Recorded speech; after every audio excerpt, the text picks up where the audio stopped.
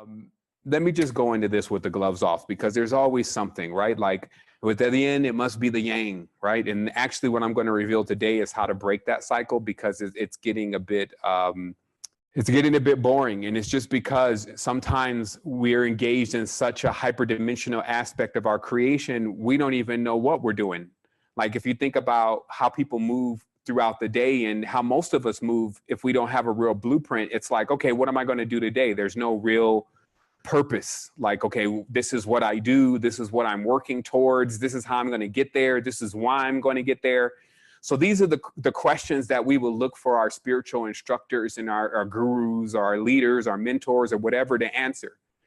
And what happens is that, you know, I've always still seen myself as young. Now that I'm getting older, and like I'm about to hit 40 here. So now I guess I'm going to eventually get to the point where I'm going to be the elder that's giving the information, because I was looking to the elders and looking to the information that was out there to get me acclimated to what I was experiencing in this grand climb up to my ascent, right? So whether that's, again, you got information from secret societies, you have old books about, you know, magical powers from ancestors, you got witchcraft and warlocks and voodoo, and you have all these different systems that proclaim to actually understand how to work the machinations of this existence and get you to where whatever you desire, you receive, right? That's the whole height of magic, is when you want something, you can just have it when you want it, right?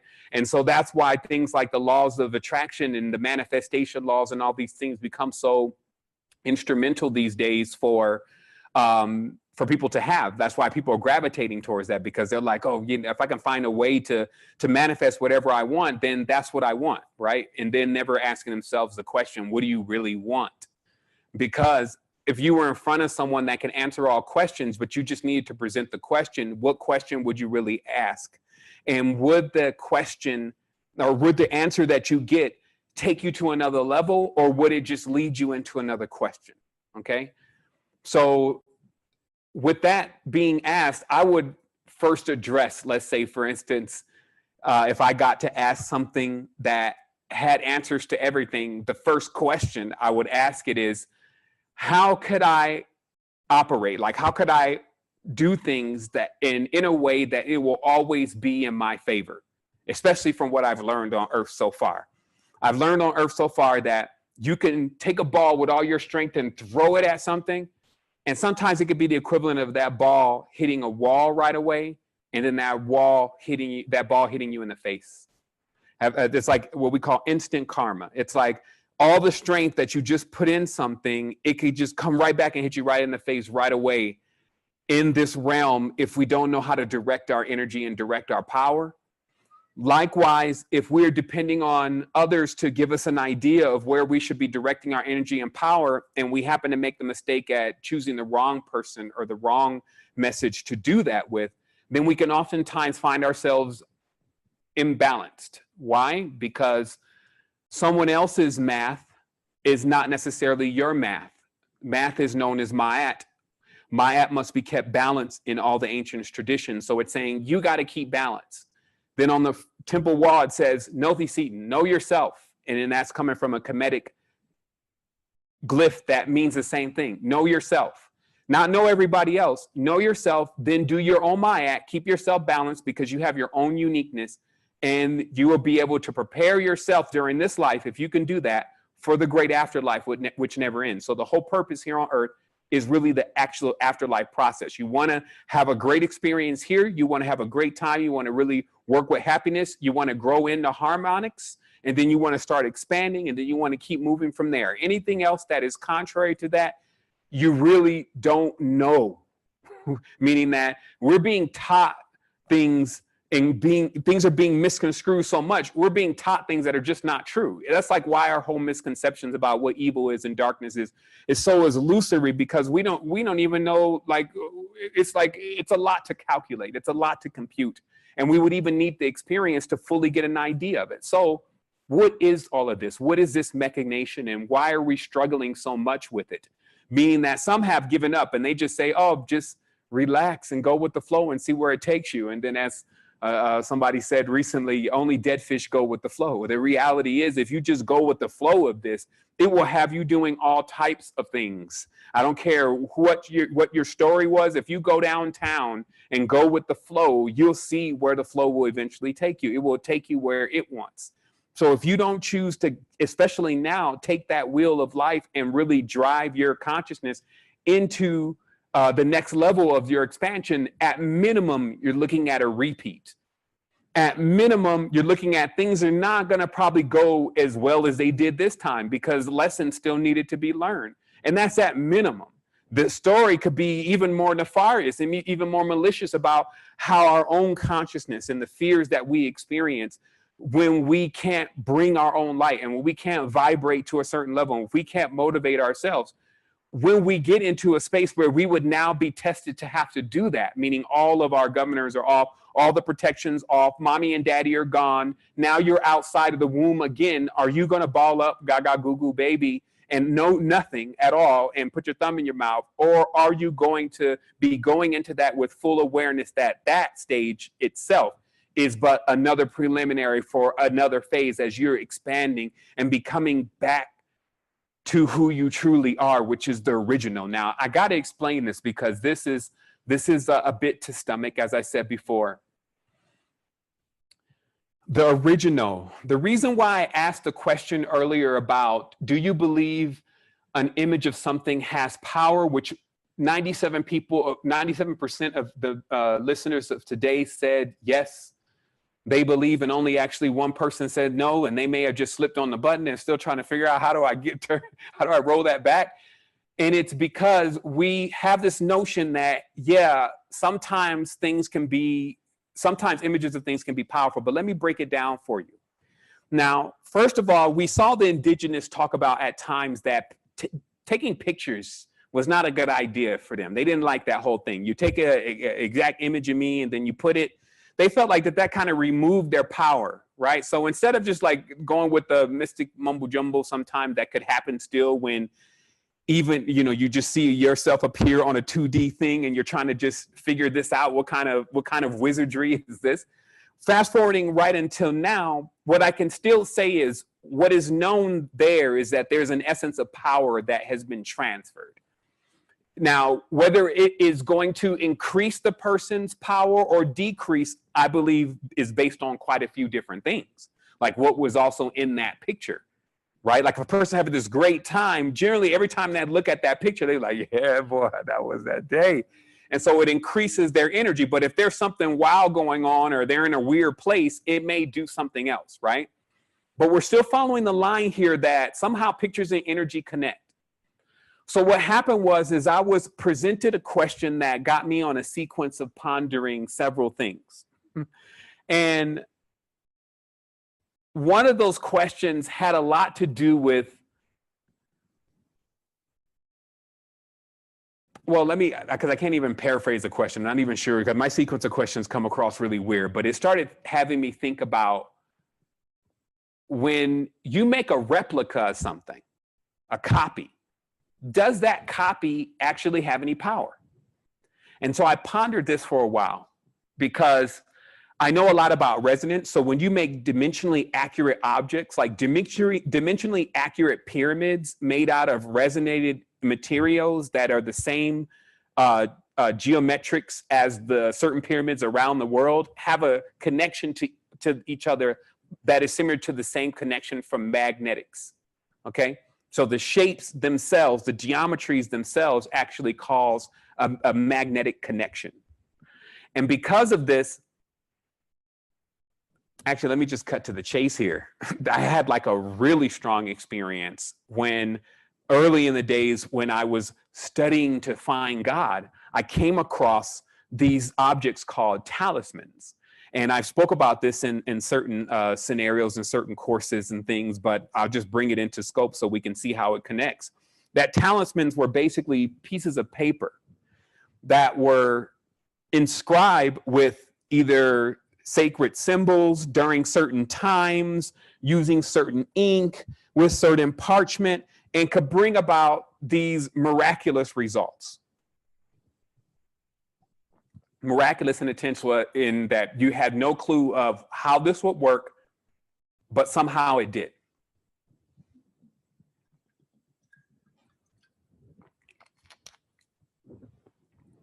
So I came in as a skeptic. I came in as a skeptic because I said, you know, how can a piece of paper affect something? But I followed the instructions because I was actually in need of a breakthrough, and I was actually looking to see if I could expand and meet this being known as God, because I needed to talk to God about some things that I had gotten myself into. And since I happened to be reading this book, and it seems like the people that were involved in the book had some connection to God and had said these talismans would be a connection, you know, I wasn't looking for like to have somebody fall in love with me or to have all the money in the world. That wasn't like my query, but there were talismans for that in there. This one was just about, I just want to meet God and have certain levels of wisdom to be able to communicate with God. Okay. So I went through the whole process. The process was like, you know, a few days of fasting, you know, making sure that this thing was pointed in a certain direction, you know, being observant of this particular energy coming across the constellation, etc. And within 3 days, it was done. Okay. And then when I was done, I was like, well, what do I do with it? There was like no instructions that were saying like what to do next. Like, do I type run or what should I do with it? So because it was getting towards the evening, I was like, let me just put it under my mattress then. When I woke up, or I guess flew out of my sleep, I was not actually in this world anymore. I was actually in another subplane in a room with several locks on the doors. Now, I'm not going to reiterate completely the story of what happened. It would just bring me to the point of today of realizing an ode to what a piece of paper can do. That somehow that process unlocked a different world that I was able to get into with the astral body. So needless to say, I didn't make any more talismans after that, but I always understood that there was a deep level of power that I still needed to figure out how did that even work. And as I started realizing and knowing more and more about metaphysics, I started seeing exactly how that works. It works on resonance. It worked on the intentions that I put in there, the fervor. Like I really believed actually that this was going to work. It's funny how I needed it to work. That's the reality of things. That's the intention. I need this to work. So, you know, if you're just back there as a skeptic, like, let me examine, it ain't going to work for you. But if you actually have some intentions for it to work, it starts forming itself accordingly, like a lot of the stuff that you're going to see today. So what happened is that I started realizing, and I came to the full knowledge of that there was a two-dimensional world, that there was a two-dimensional resonance. Just like we're in 3D, there's a 2D, and it's flat. But everything there, even though it's flat, it actually contains the energy and the essence and all of that. It's almost like it's a world. It's almost as if it's alive. So then I started thinking the other day, since I've known this knowledge already and certain questions were presented and the wheels started turning, is it possible that I could be an image? And the reason why I got onto this is because I started I keep getting this effect sometimes where I feel like, some call it the fluoride stare, but I feel like that members of the reality that I'm around are sometimes glazed over. It's like I could be talking to them or trying to interact with them or in a store around them, and it just kind of appears like I can almost like wave my hand in front of their face and they would just be like almost like they're not real. And I was fascinated by this phenomenon. My brother Halo was here also, and he started bringing up again photography and the whole process of bringing a photo from the dark room into proper exposure and that process, right? And I had to chime in about that because I had studied that very deeply about the phosphorus and the different fluids that are used to bring those exposures back in, because I once thought that there was something magical maybe hidden within the process. You know, just through logic of trying to figure out what is this.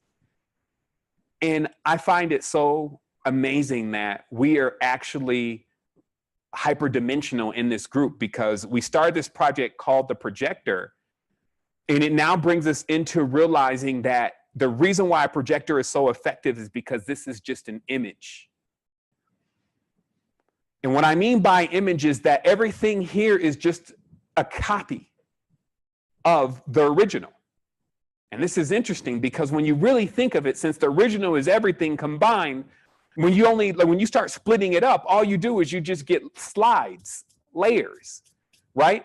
So in retrospect, what we're really running through is like a movie. where a lot of the beings that we're encountering are actually really illusions themselves, because they haven't actually chose to be original, unique.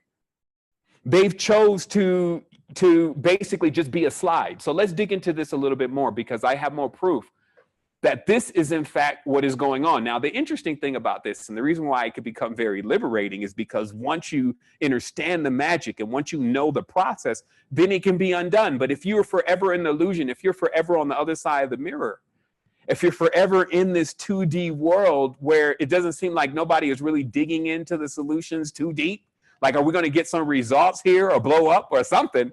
Because the other day, there was, I guess, what was that? Is that Saturday? Yeah, I guess Saturday for me. I got to look at my calendar now. I got a calendar of all the glorious activities, and I got a timeline because the chrono is really coming into effect, like the chronological aspects of mapping everything that's happening here. But it's just the awareness that this Friday, I believe, and I'm still looking for a calendar. I'm just like, I really don't obey the laws of time anymore. There was an eclipse, a lunar eclipse. And during that lunar eclipse here in Costa Rica, there were also two very strong earthquakes, just two very strong earthquakes. Didn't break anything, didn't, knock out the power even, but really strong. And it's like a sign, like it really like put me back into the scope of all I know, and was like shaking me up real quick, like, yo, wake up a little bit more, because you got to understand certain things from certain levels now. I need you to start asking yourself the questions. Turn the wheel. Let's turn the wheel of the projector and let's see this movie again that you're living in. So that way you can start playing these scenes back to yourself, so you can start knowing what's really important, because you need to get balanced. You need to get Ma'at. Now, Earth needs it bad too. Remember, Earth already got that, 23.6, whatever, 26.5, whatever degree wobble going on, right? And so she's already imbalanced. She needs help with that, or he's already in, whatever floats your boat. I think for men, it's fascinating us to think that Earth is a woman and she needs our help. So maybe for women, if you think it's a man and it needs your help, that may float your boat. But either way, it's off kilter. So it needs more beings to actually speed up, because just like a top, when you speed up, your centrifugal force and all that so high, you're perfect. Right? And the more things that are doing that, the more it'll correct Earth. Now, of course, if there's imbalances, there's tons of imbalances going on, just because people are not really balancing out what they're doing either way. So because those imbalances, you know where the imbalances come from? It's Earth's bank book. Earth is just the worst at banking with the system that it's using now. It's not really recognizing the people that are actually doing something. It's not like the people who are giving us our food are getting paid the less. Like all those things, the people who are sitting back like fat cats riding jet planes all day are doing absolutely nothing. They're like sitting on millions of dollars. The books are imbalanced. So that's the imbalance right there. So in retrospect, when you look at quantum solutions, you got to be able to get into frameworks like that, which we can. But the first thing to do is to get in your own framework. But also to realize some really deep knowledge here about the mysticism that we're being involved in. And I'll say it like that because a lot of people just reject the whole thing altogether and just are like, you know what, I'm not a part of this, this is Earth, or they come up with all sorts of dilemmas in their own consciousness. But the truth is, if you're standing here, it's going to affect you. So because it's going to affect all of us, then we must address it, the elephant in the room, and meaning, what is going on? So I'm elaborating in every detail of exactly what's happening. So because we were created in an image. Now let me explain this imagery to you, because some imagery is different. This is why when you start trying to find a unified system, you got some people working on 4, some people working on 7, some are on 9, some are on 13, some are on 20, some are on 26, some are on 72. It's like, whoa, everybody's jumping on different aspects and saying this is the system. And then when you say, what is the color to that? What is the frequency to that? What is the metal to that? They're like, it's this. And then you find when you look at another chart that it doesn't match. And then you even find that some of the energies that were on the top are now on the bottom. And then it's like, ugh. Does anybody know or have a manual to the body? No. All these geniuses, all these gurus, all of these spiritual teachers, these priests, all these, self-proclaimed prophets, None of them has sat down and agreed yet. What is the real unified system that we're on? A course like the cosmos. Why do we know it exists? Because if you notice the nature around you, you will notice the butterflies come out at a certain time. The bees come out, the trees get green, then they get brown, the clouds come in, the rain comes out. There's like a clock going on here.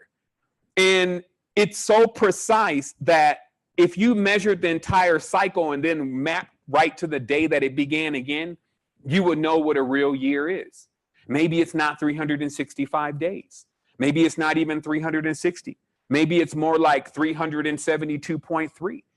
But nobody's actually trying to figure that out, because this is why they talked about, okay, well, cultism, you know, like people were fascinated with the cultism back in the past, and then they got all caught up in it, and then they doomed their own world, right? So that's kind of like some of the explanations, and I don't doubt that happened. But I will say for sure, if technology was then the alternative, so we removed all the spiritual stuff, and then we bought technology and we bought innovations so people can stare at their cell phones all day. Is that what we're talking about? This would be like if you're talking like an Arc Mason or something who's going to just brag about that all the rights that we have now were pretty much put in play by the Freemasons that built their structures around the world, their laws and their legal systems and their freedom and all that kind of stuff. So that's what they're going to want to get into you and drill into you about if you're asking them. But yet and still, they cannot explain to you why we were made in the image of something.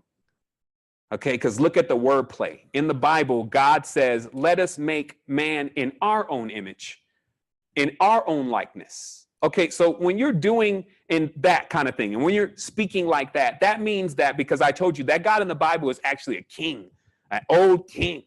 So it's not even like, you don't got to go as far as thinking you're talking to Saturn or thinking you're talking to Aurora or anything like that. You just need to think about an old deified king literally saying, I'm going to make them in my image. And what I'm going to do that is all written right here. And part of that is changing the language. Let us go down and confuse them and put enmity between them, change their language, right? So spells start going into work here. The next stage is that the image, like I'm going to make them like me, not like they are. So that means that anytime you start messing with images and projectors, you got to start controlling the days of the week. You got to start controlling the gods. You got to start controlling the math, the numbers, the letters. You got to start controlling those things before you can get in control of someone's real world, their real soul. So when you ask yourself today, though, have these institutions been able to accomplish this? Absolutely. When you watch, like, you know, when you're a quantum thinker, you can do things like watch the Vietnam documentary on Netflix and watch how the same people that are operating under the Nazi regime flip over into the US and then start attacking people in Vietnam, then flip over into another country, start attacking. So you watch how this thing just flips through everything, taking on different names and using the same tactic, divide in the middle. It always cuts everything right in half first, that first blow, north to south. Notice how many places where you really have a north to south beef, like even North Korea, South Korea, North Vietnam, South Vietnam, North America, South America, and many tenses, all the norths and souths. Why is there always a beef? North India, South India, right? Like, why is there always these beefs? Why also do the darker people have a tendency to be in the South and the lighter people in the North, like it's on a caste system? Where does all that come from? It comes from pyramid geometry. It's geometric. It's geomancy. Because one of the mysteries that I just figured out was that all the pyramids that you see in the world right now, they are not original. They are not the original items that were on those areas that you're looking at. They are built on top of something. They are built on top of what would basically be for us our portals. Okay? Just keep going with this and realize what I'm bringing to you. Now, all the sacred sites in the world, as Freemasonry talks about, the sacred sites in the world, what they do is they try to get those sacred sites and either put temples or churches or something there because they know that there's an energy that people have been going to that area for the longest, right? Now, I'm going to rewind you through history. People have been going to temples for the longest. Now, many people, because they gotten into the external sun, they believe that the purpose was to go into the temple. It was always what was going into the temple that you should really look at, like people coming into the temple. But it was actually what was coming out of the temple. Because what you had is that temples only had priests in them. So you had priests going in, and then what was coming out in that priest was what was coming out of that portal. Okay? And I'll bring that to you one more time. People think about, oh, let me go into church and get myself together. Let me go into the Buddhist temple and get myself together and pray and get myself spiritually fulfilled. Where that comes from is that in the old days, you would go to the sacred sites, and then when you would pray to your ancestors, they would feel you. Like there would be an old ancestor that wasn't using a physical body, be like, you know what, this lad's kind of like me. You know what, I'm going to jump into him. And they will become spirit-filled, their own ancestors. And then they will come out and they will have the big eyes for a minute. And then right when you walk out of the temple, there is the accoutrements, the Wa staff, the sphinxes, different things that you're going to need to deal with earth plane as it still stands right now. What we're not seeing because we're sometimes too many layers behind in the illusion. Okay? So continuously going with this to realize again that what is coming out of the temple is what is most necessary for us to see. We should also see that, okay, now let's say we try to go a little bit further. What is all of this? Why are people going to the temple? Why do they come out different? Why do they feel like that's a place that they can really connect with things? What is it? It's the womb, okay? Duh. It's the womb itself. It's the place where souls come in and out. It's the hole, the chasm. And of course, you know, you're laying by the hole, no telling what's going to happen. So people just started building these. It was like they started worshiping the hole, basically. That's like the goddess worship in itself. It's like, this is where we all come in and this is where we go out. This is sacred. Let's build this. Let's build this. And that's how that started. That's how the acupuncture or the chakra points of the earth were found, because real souls were coming out of them. So now when you fast forward into the future, pyramids are on top of all the places souls come from. I don't have to be a genius to get what could happen to a soul if it comes out in a pyramid rather than coming out in its original design. It's probably going to come out thinking that something's on top of it, that is in this rat race trying to get to the top versus expanding, that, you know, it's got to believe in something that's up there, that it's really down here since it started off at the beginning. It's going to, pyramidal shit basically is going to happen to that being, for better or for worse. Now, I have facts, evidence proving, like even in the Aztec country, they had an earthquake, right? Just recently, and it cracked open one of the pyramids, and then they found all these other rooms, and they're looking at the room. They're like, the rocks from here don't match at all this structure that's on top of it. And then it's happening in a lot of places around the world, that the pyramids that are built, they're built on top of our ancestors' reincarnation points. Okay, so let's desist for a minute, because that would get us into InterVarsity semester 3 too deep.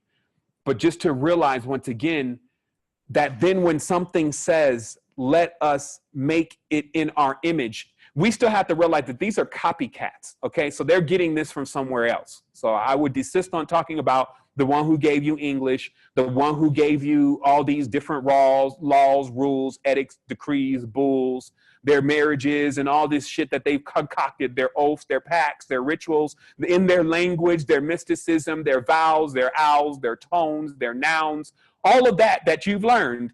I'll desist, because I'm going to show you how to get that under control, but I would desist on that to highlight for one moment that there has to be an original, because they are copiers. They are copies of copies of copies is what you have going on here, right? So when we think about the original, though, the reason why all this can go on is that the original is so powerful that even an image of it can do something. We are images of it. We can do something, and we're not even completely into the original aspects yet. So imagine what we can do. One moment.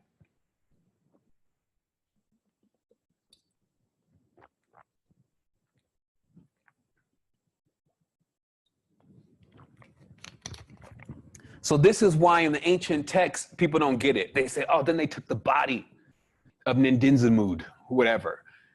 And then they formed in fascists and created everything. And people are like, that sounds like somebody just did like Play-Doh with a monster, like, and took blood, and I don't get it. And it's like, it's all images.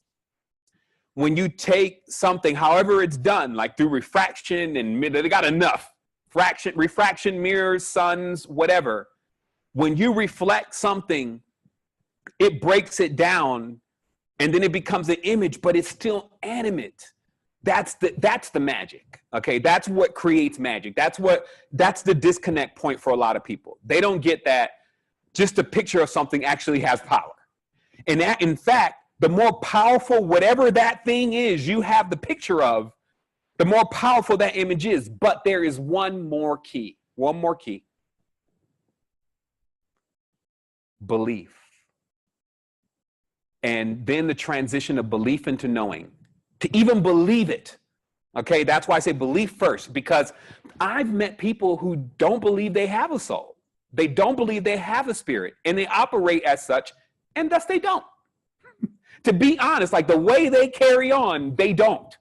Because there's another part of this that if we don't tap into certain parts of the image, if we're not aware of the original, then it does not exist for us, because we don't exist anyway. As an illusion, we don't. We exist only as originals. That's the only real existence. Because, see, when you're giving me a copy, it's like you're giving me a counterfeit. It's like you can't pass that off to me as the real thing.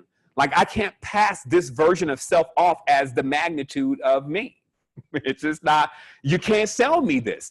No, there's greater. That's why I can't never be put into some kind of box or dome or whatever kind of geometry they want to throw me in next and just say, hey, this is the God, or this is who we should all believe and worship. It's like, that doesn't make any sense where I'm from. I'm not wired that way. You know, I'm here to show you something different, because now I have more proof that someone or a group, a large group of them probably, have created another image. And that image, it functions like a glove, an actual GUI itself, to control what we truly are naturally. Something that literally fits around who we are, as, well, not completely, but enough to get grips on us. Okay? And now, in having the knowledge of how to undo that, or actually to gain control of that, because most are not even being controlled anymore. Everything is on automaton. Like that whole AI-based system is already functioning. The laws and the rules that have been put forth through the ritual and the magic is actually what's binding many people. They're stuck. They know what they should be doing, but they can't do it. They even know where they should go, and they just find themselves held by invisible barriers. It's like, man, you know you should move on, or man, you know you should expand, or you know you need to stop doing that. And then the person is just like stuck by invisible barriers in their mind. It's, I just can't stop. That's an invisible barrier. So how do you break that down? Okay. Now let's keep going with this. So now you've discovered that this is indeed an image. It is a talisman. Remember, the talisman is more what you're talking about. I don't want you to think you're just in Photoshop. But if you want to take it there, this is layers in Photoshop. Like there's levels to this shit. I kept telling everybody, look, yeah, I know we hit a point here, but I still think there's more. And even when I used to go on these diamond tree journeys, when I would look, what my eye would do is it would just, I guess, like I said, it said it was the hawk beak of Heru. I was like, all right, but shit, what is it? You haven't explained anything to me. And I could see the layers in the reality. And they said, see, you have that ability. That's why you have vision. You could see very far, and you could see all the pieces. And now I'm learning that all those pieces are actually all the layers, all the scripts, all the characters, right? And then they're all images of the original actually functioning and alive, because the original is that powerful. And then all we have to realize is how to upload ourselves back into being original. And then boom, bada bing, boom, pow, here we go. So here it is. Now remember, so then of course now, so that's what was going on, because the beat goes on, the drama continues. That's what was going on. People were trying to put themselves back in the image of the original. and they were actually progressing. That's why there was a tower that had, remember they say, oh man, you know, he's bringing this tower and they helping each other, they loving each other. This shit ain't gonna be long before they realize how to get out. This is even what some other being on the planet is saying. Knowing more about what the confinements are and things, and seeing the progression of those who survived after the deluge going to their next stage. This is even happening right now. History keeps repeating itself. But this time, we become the masters. We are the time lords of the whole thing. So what happens next is to realize is first, people were on their deen. Like they were like, the whole purpose of being here, like these people build entire cities to just configure themselves to get to the next stage. And it's not long though, because that's not everybody's agenda. And this is what we have to realize. It's like it smacks you in the face sometimes. It's like, not everybody is like you. That's what unique means. Not everybody actually wants to see things go well. Some beings want to see what it looks like when it's destroyed. Some beings want to see what it looks like when we turn it upside down. You got all different types of thoughts in the originals. Okay? So because of that, you have a situation where another system is erected, a dream within a dream, as they call it. It's like layers within layers of this shit. Now, I have pictures showing the Royal Society, showing images of how they do it, which we weren't able to interpret then, but now I know what exactly they're referring to, so I do have those images. But just very precisely, it's just the realization that, again, when you control a person's language, which is how they think, and you control their days of the week and their time, what they think time is. In definitions, that's already too deep. If you let somebody control all that, that's already too deep. So that's how their glove works. It works through their arts. It works through all of the stuff that they created within their structures. Now you have more elaborate structures, like the US is a hell of an elaboration of a structure. Because if you can understand what even was the agenda, it's like, we should be done with a race war. Like, think about it. These people brought all these Polish people and all these people over here to the US even, got them all riled up, got them all in the military, and then sent them over to fight some other people that they didn't even know. And they were even like kids and like trying to figure out why are they even there. And this is what we are dealing with here, right? That's why we got to get it under control. Now, what was built, and I'm going to show some screen shares here so you can see, because I know some are like, okay, you keep talking about stuff, but show me some, show me. So I'm going to show you something really quick here, but just remember, what we're doing now is we are mapping the focal points of the beam. Okay. Now, when the projector, you just like a projector, it's got that beam. So when we know the focal points of where those lenses are, that's how we change reality. Okay. It looks like magic to everybody else, but what you did is you went and found the focal point of the lens and you changed it. Okay. So the big confusion that has been happening here. Let me share the screen. Hopefully somebody got some recording going on over there. My stuff going in, going out. They mad about it. They mad. It's too late.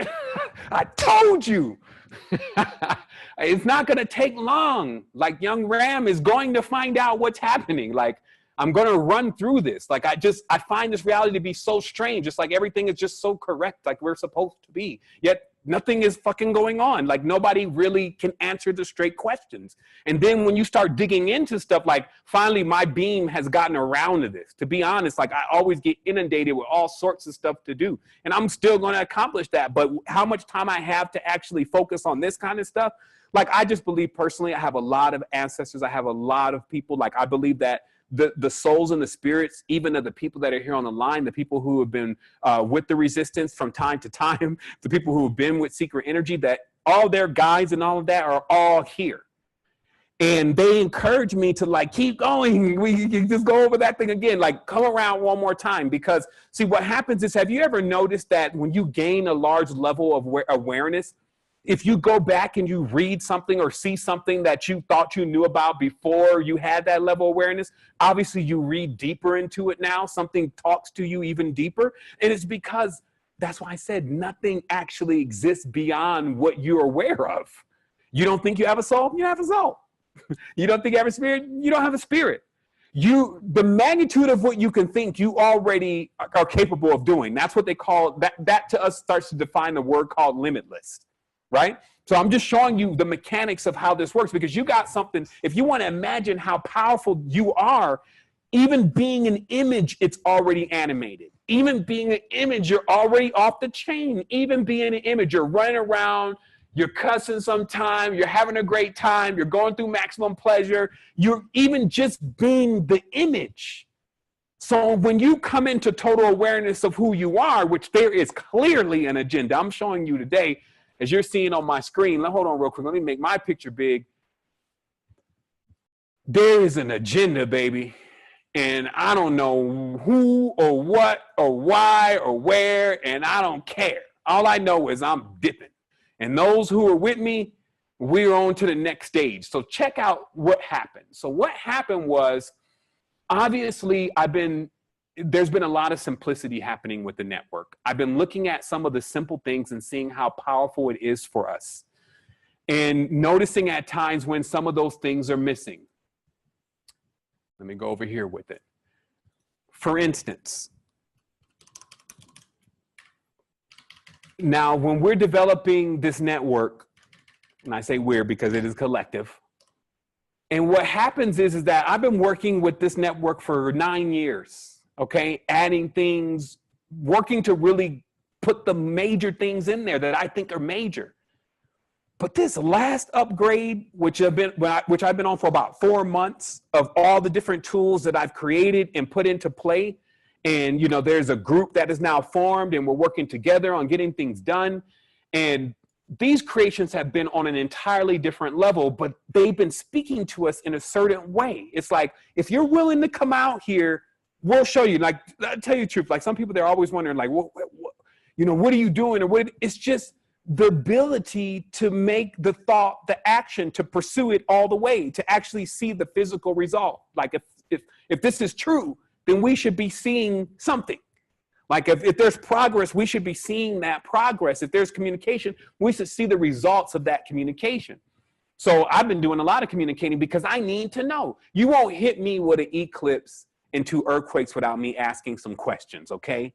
Like, I'm not gonna have the entire ground underneath me shaking hard and not ping a question to the higher self, like, what's good? I mean, you call your ring?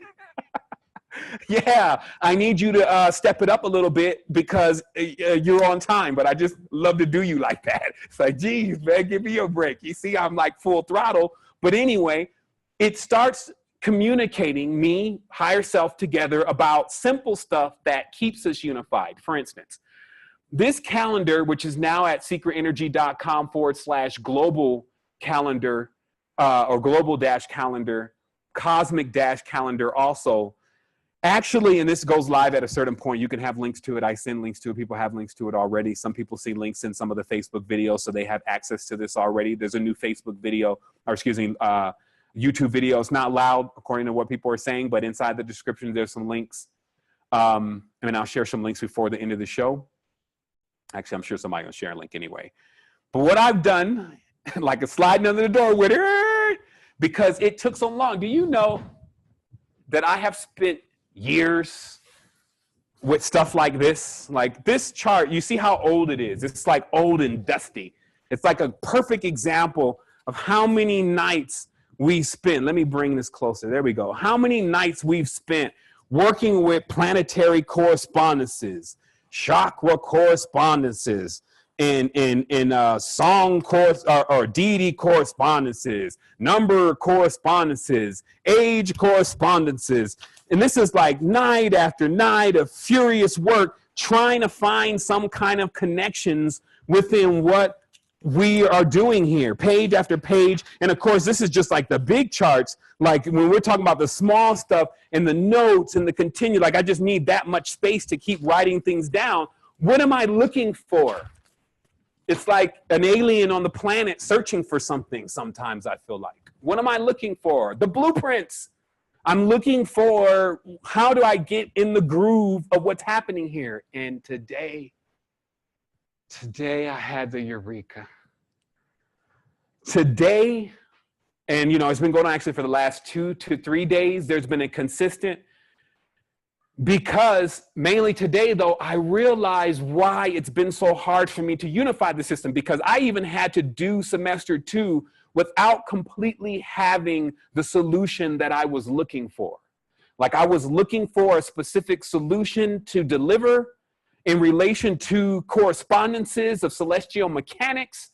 And unfortunately, I was baffled at what I was presented with, meaning that when asking occultists what was some information that we could agree on about chakras and colors and frequencies and entities and all that, I only found what I find in the New Age community sometimes. Lots of dissension, lots of thinking one is aware, but still basically vainly reciting, meaning repeating what someone else has said or has done and not actually checking where did that even come from and why does that even connect?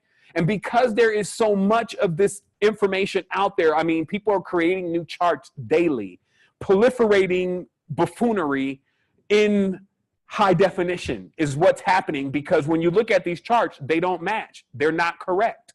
Why? There's at minimum, two different systems. This is why there's a great marriage. The spirit is all in the soul, or excuse me, the soul, the spirit and the flesh. Let's use those two today, okay? The spirit and the flesh. I'm going to need 2 batteries here in a moment, but I'll take a break in just a second. But the spirit and the flesh don't get along. They don't. They're nothing alike. It's like male and female. Somehow they're together, but they don't get along. They need each other to somehow keep something going on, or what is it? That is the relationship between spirit and flesh. And then what happens is that you got spirit and flesh infused together. This is what our existence is. 2 total opposites are now in a relationship infused together in a marriage. So what happens is that the magic that created that, because, sometimes says, you might say, Mom, so what attracted you to Dad, girl? And boy, that magic.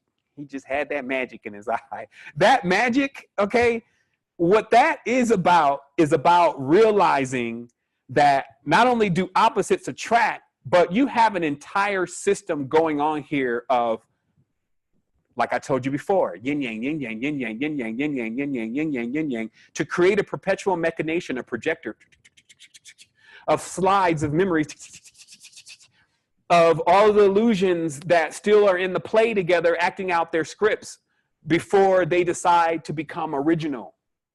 Okay? Like, look how it works. Look how every single thing, even now that we're playing around with in the reality, hints to what I'm telling you right now. Like I told you about computers, the CPU, the processor, the memories, the control points, the circuits, the stars, the sun, right? Processing in the cloud, processing the clouds or the thoughts or the ideas that everything is having inside of the mainframe, right? So this is how that all connects, because at some point in the unknown nothingness, something concocted whatever to begin to bring things from the nothing to the something. And that process is what we are witnessing right now in our existence, but also even more closely with things like this calendar that I have on the screen. And not only, and I'm going to share that, not only did that happen one time, but I can give you now 2 times that it happened, okay? And this is why things are so confusing now.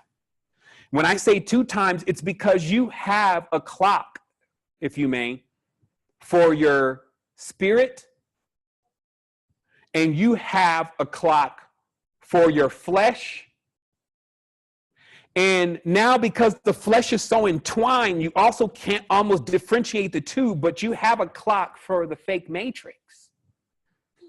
See, that's what's happened. The flesh side, which belongs to nature, that ran on a natural clock, has been pulled into a high level of mysticism and is now being operated by an entirely different clock. And let me show you.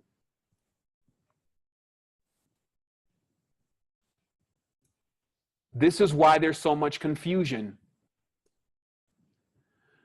Now, the natural clock, which I detail here, And this is from the compilation of years of research, because I've actually had to put devices together that do work and do things, but based on a universal system. So when working with that same system, but still unifying it even more, because I'm going to do elaborate work on this. Like if I know the element, because like for instance, with mercury, you can't even handle mercury. You can suspend it. Like there's some suspended mercury in different places and that works for the essence. But even still to just have it around, it's, you know, it's mercury. But mercury also, because it's on the periodic table, has a connection with another element because that's how the periodic table is put together. So it's then easy to find all the elements of a specific day when you already have one element, if that element is accurate. You see what I mean? And so what I did was I spent a lot of time in putting together accuracies. In fact, let me see if that's there. No, it's not. Anyway, it's not important. It's just a process of how long it takes to do something like this. And I just lapsed it just to see how many hours go by as you're throwing all these different things around that everybody is just saying works and this and works. And then you're dealing with your own knowledge. Like I got a lot of awareness of occultism. So at this point, some stuff is just a no-brainer. Some things become a bit hazy. And then all of a sudden it just clicks together. Again, one eureka is to realize there is no unified system completely between the body and the spirit because they're off. It's the same thing it's the same thing you come into the realization of when you're trying to find out why is there a conflict between these two poles. They both need each other. So why are they fighting? They actually need each other to actually have the conflict to generate energy. What kind of madness is that? That's the mechanation. Okay? And because of that force, though, in the realization of that force, it gets you into the awareness that force, that there's natures, like I said, and when you're looking at natures, this is how natures works, okay? So you see here the Secret Energy Calendar, and by the way, I was gonna put all these calendars in, and you can toggle them on and toggle them off. Like with the calendar here, if you notice, I can toggle off, oops, oh boy. Oh, that caused me to lose my screen, I think. Yeah, just give me 1 second. I just, just give me 1 quick second. I have to actually, to get my screen back. If I drag something up a little bit too far, it goes into another screen that's not on. Also, you could take a moment and just digest what's being said. It's quite a bit. Or maybe for some, it's nothing. Like maybe for some, it's like, yeah, I knew this already. You know, at this point for me, it's like, you just see why. You see why with so many things. You see why life can be so stressful. You see why, you know, the more you love something, the more it seems to become more of a problem for you. Like if you love something really strong and it dies, you know, now you want to know where it's gone. It creates a lot of sadness and grief. You know, you love people, you really want to care, you care for them. It only puts you into the position of having to let them go at a certain point, like your pets, you know, all those different things. That this is all tied into that. This is why all of that's taking place. Just trying to get my screen here together. Just give me a quick moment. Yeah, that's what I need to do. I just need to take this screen. So I wouldn't bring a problem also without a solution. So I've already put the solution into play. I've seen why it's the solution. I see how the solution can be improvised. I see how that we all can connect together on this endeavor of figuring out who we are. And we have now enough tools that people can also contribute to where it's not just one person or a few people just doing something that really could benefit from a lot of people joining in and doing it. Even these calendars, now we have in these calendars, these group invites. And I'm assuming at this point that my screen is back on. Actually, let me do it again. So with these calendars now, anyone can now add an event and we can approve that event on our end once it's added. Anyone can ping this calendar, like they can add it to their own calendar with the iCal and the RSS. Let me blow this up a little bit because I know it's like super small because using a widescreen.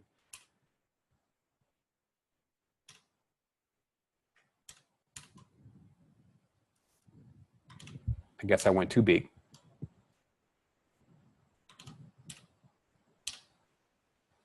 But at least allow me to show another part.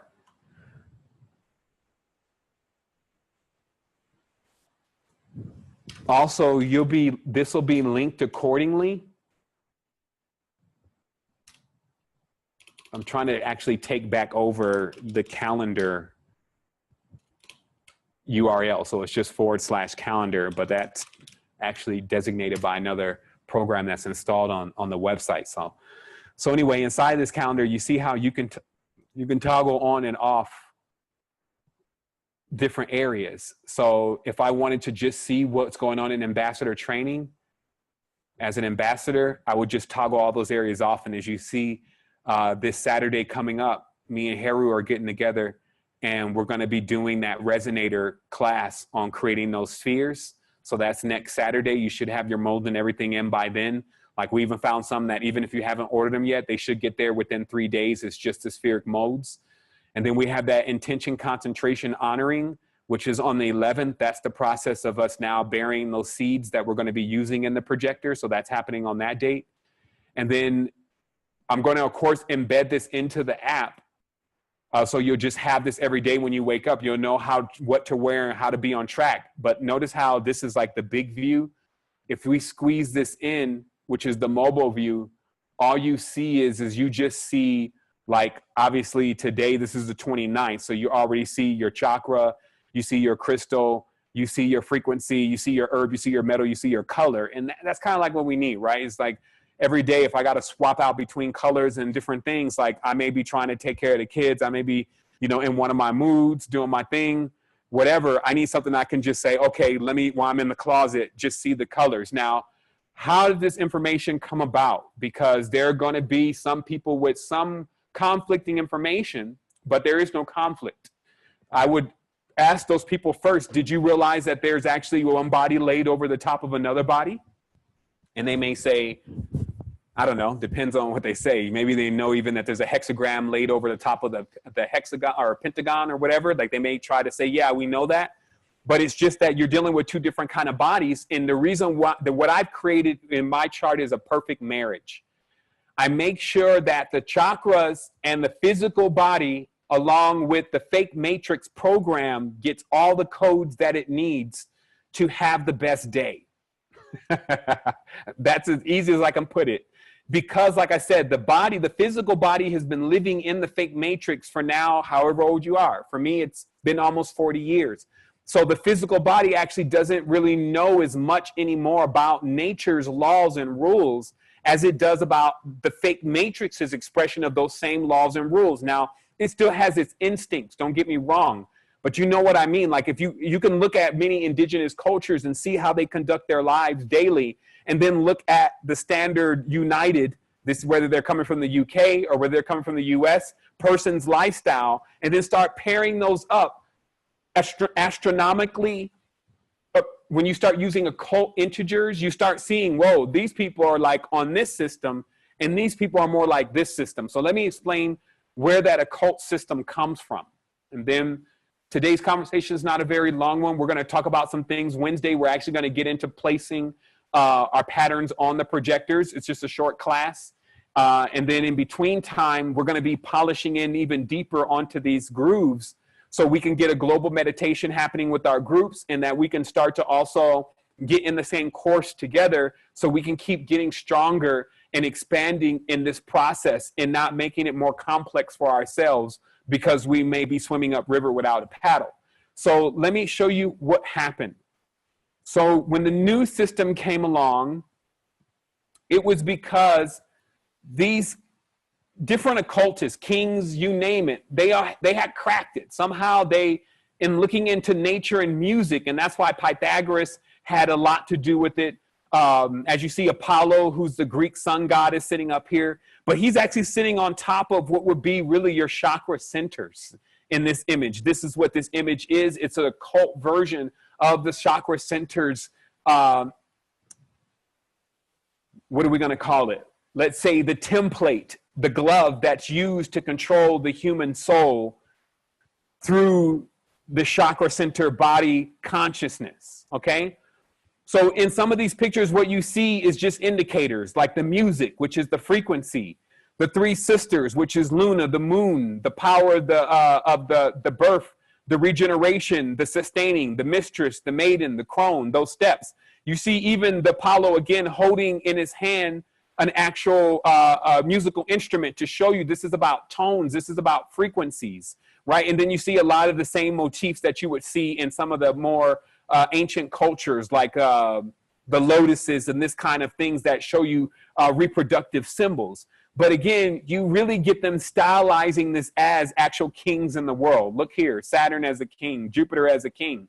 Now, this is because they're laying over their own system on the top of a planetary system. And this is why there's so much confusion, because a lot of people reckon these entities as actual physical people, when really what you had is more learned men and maybe sometimes bloodline angelic connections actually masquerading around Earth as being the originals. And that's all I can just put it as, because now that you really know what the original is, you realize that the moment that someone starts dividing it into something is the moment that they're not original. That's how it works. So still though, in the division, there is power, and this is basically the power of that kingdom. So when that kingdom was brought to Earth, which is what you're seeing here, is some of the last imagery of how that system, and let's just make these big so everybody can see the connection, how a system that shows you why it becomes so difficult to connect these modern systems. Like when you say, well, what chakra is each day of the week? It should be Monday to Friday, right? And then, or Monday to Sunday. And then from that, we should be able to then line up all the chakras, like according to the tones, right? Like the days in the week are in order, the chakras are in order, the tones are in order, right? No, that's not how it works. Why? That would be the big question. Why change the order from nature to something else? Well, all I could say is it probably would lead to a big mix-up, but you would have to get yourself out of it before you realize that. So how to untie the knot is what we're talking about here. The unbreakable knot, as they call it. Notice how the moon, and this is like, these pictures were already small, by the way. So if you're thinking the resolution is bad, it's just because the resolution was never good to begin with. And it's also because these charts, let me explain, I've had to compile so many different charts over years and years, but to finally see when going over things again, bingo, we got something, we got a match. And what you're looking at here is, and let me move me out of the way, is notice how right here in the beginning, which is the root, it begins with the moon. Then it goes to Mercury, then it goes to Venus, then it goes to the sun, and then it goes to Mars, then Jupiter, and then Saturn. And literally demarking that Saturn, the celestial sphere, is basically the last stop in the crown or the third eye of this particular template that they're using.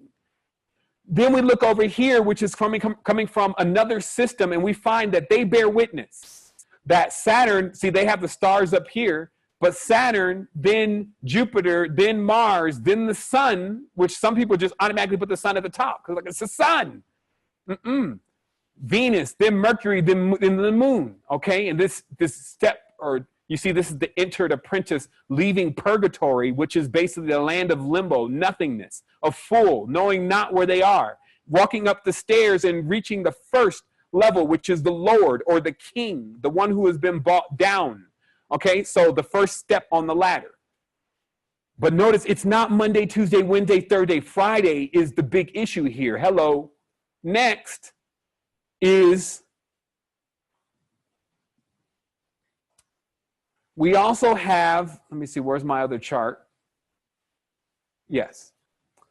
Another system, okay, stylized differently, but still bearing witness. Now, these are occultists because you can tell their symbolism, but they're coming from different parts of the world. There is a one world brotherhood. Like I told you, the priest of Amen, much of what people are seeing around them now are coming from the priests of Amen, but the priests of Amen weren't the only brotherhood and sisterhoods. Like the priests of Amen were the ones who were hiding the king, because that's why Amen means the hidden God. Amin-Ra means the hidden god Ra. So it actually says who the hidden god is. The priests of Amen, their hidden god was the king, as the term Boulé means an advisor to the king. So the king is the one remaining hidden. Just simply saying that just out of the awareness of people right now that who they're calling God was actually a man. And that man was a king. And because of the stature and the awareness of them knowing who they are and the connections within nature, they were capable of deifying themselves. As it says, Caesar deified himself, meaning he became a god amongst men. The only way you can do that is to basically hide the knowledge that everybody else is also or can be at that same magnitude. But let us keep going. Now we see the confirmation that the moon is actually considered in the lower chakra center, while many charts put the moon as the third eye. This becomes where somebody else is like, namaste, sister. I just think the moon should be here. I'm just so tired of the man being up here. And it's like, Sister Betty, no. And it's too late. Now we got one chart with the moon on the third eye. So then what happens? I guess, the whole tower would fall down if it's not built properly. So again, in this case, though, you just can't unlock it.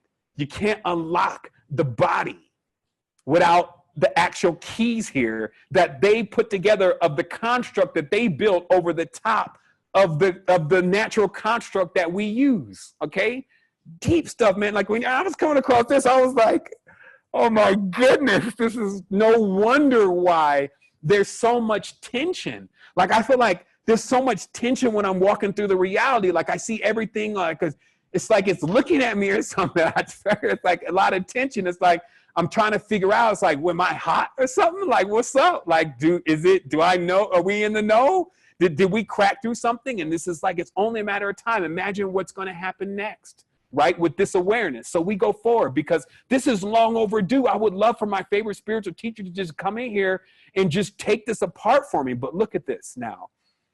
We know from these kind of charts, which we pulled, and we couldn't find many more like this, but that every single part of the human body, when it comes to how nature put it together, and those beings that exist within there, which is wild, that they use different parts of everything. And some of this you can't even, some of this is vegetables, some of this is other animals, some of this is like gourds and different things, all to put together these pieces to create this particular template, this operator in the physical plane. So that's why I'm saying the first stage was really creating the ability to be here. And then the system got hacked. And this is the hacking of the system. Now, I'm not saying anything negative about this. I don't want people to think, something, I don't want them to go into doomsday. In fact, this should be the time you celebrate. So moving forward, like I said, look at this, just so you get it. Now there's other systems. And this is why there's some Sumerians running around. And I told you, is it wrong to think that the people from Samaria are just some Aryans, right? And then the word Aryan actually doesn't refer to some Nazi either. And the interesting part is that even in the last dynasties of the place that we call Kemet, all of those pharaohs, which is the names that they were giving themselves, even though they were of darker skin tone, were aspiring to be like Sumerians. They were actually wearing false beards. Actually, at the end of the whole thing, everybody wanted to be a Sumerian. Even in the Hindu text, Brahma is the Sumerian Brahm. So the big beard, just notice the beard. So at a certain point, some beings came in and actually really did change the entire cycle. And it does seem to connect a little bit with the Anunnaki stories and the flood and the Gilgamesh and all of this, but it could be just straight up. There's some manipulation. Even in this manipulation alone, which is Sumerian, they don't even have the moon as the lowest heaven. They have it as the highest. Then Mercury, then Venus, then the sun, then Mars, then Jupiter. But so the only thing here that's swapped out is Saturn is on the bottom and and the moon is on the top. Now, I can't tell you just what that ensues like in this reality right now, like how many race wars are caused because of just that switcheroo on who's on top. Like I told you, the fighting brothers, Nanar Sin. Again, look, the word for the moon, actually it's not on this chart, but the name for the moon in Sumerian is Sin. So you basically find, after you look through all this stuff, even we have now the proper correspondences for the crystals for the days. We have now the actual time of year to use the right crystal. Like if we wanted to get even wax even stronger during that time, let's say sometimes you're like, okay, should it be the amethyst? Should it be this? There's even seasons specifically where certain crystals are more powerful. Why? Because crystals grow just like plants do, and they're more fertile during certain times than they are of others. So when you have those crystals, the resonance increases. So the reason why this is so important for me to bring this now is because I feel like that Earth is at the transition point, that this is it. Like nothing happens from here unless we make it happen. And when we start looking at the right things directly and just put the work in, because that's all I'm about at this point, I just put the work in. It's like, I really find myself like, just putting the work in, and I'm seeing the results and saying, yo, you should have put that work in a long time ago, though. You need to know what every single day does. You need to know how to move with the powers. And also you have to augment, like you can create things, like create a gauntlet for yourself for that particular day. Create, some earring, get some earrings that you use for that, but still realize that this is no hocus pocus. You'll realize right off the connection. Like even within this new calendar that has been created, and I won't say it's new. What I'll say is that it's been harmonized because it's bringing in the aspects of what has gone on and what is going on now, which I find so many people just lost about. Like meaning trying to put together both of these two worlds, which you could see why. It's two totally different worlds and how they balance, but still they look good together. Watch this. Notice how when you now think of the colors, and let's say, for instance, this is Saturday, okay? Black goes with violet, okay? Green goes with yellow. Orange goes with brown. Red is even now with blue. So there's something about, now I didn't just come up with this after like, oh, let's do this. I went across several charts, 10, 15 different charts. Also my own experience, what I know. Like what happened during certain times, but I could clearly tell there was some Venusian energy around. Like when the lady kept referring to Orion, or the brown obsidian ball seemed to be the best thing to grab and look into the future when there seemed to be some kind of Saturnalian presence around. Like all those different moments, and remember, oh, okay, these two must connect then.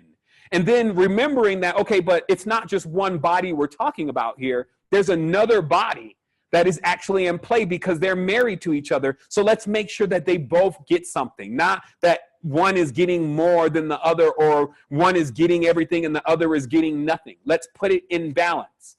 So with that being said, 7 Raw is launching on Monday, which is a series of videos that consistently come out that are shot, hopefully with better volume than the recent one, in a very fast way to keep everyone connected and in awareness of what is going on and what we are doing.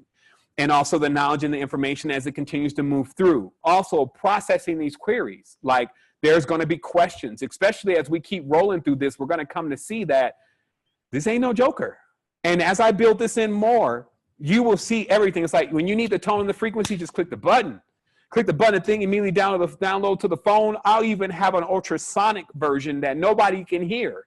And that you just ride with and play it all day. I just ordered personally quite a few herbs, like not just like, your henbane and all that kind of stuff that you would see at your local markets or even your Wicca stores.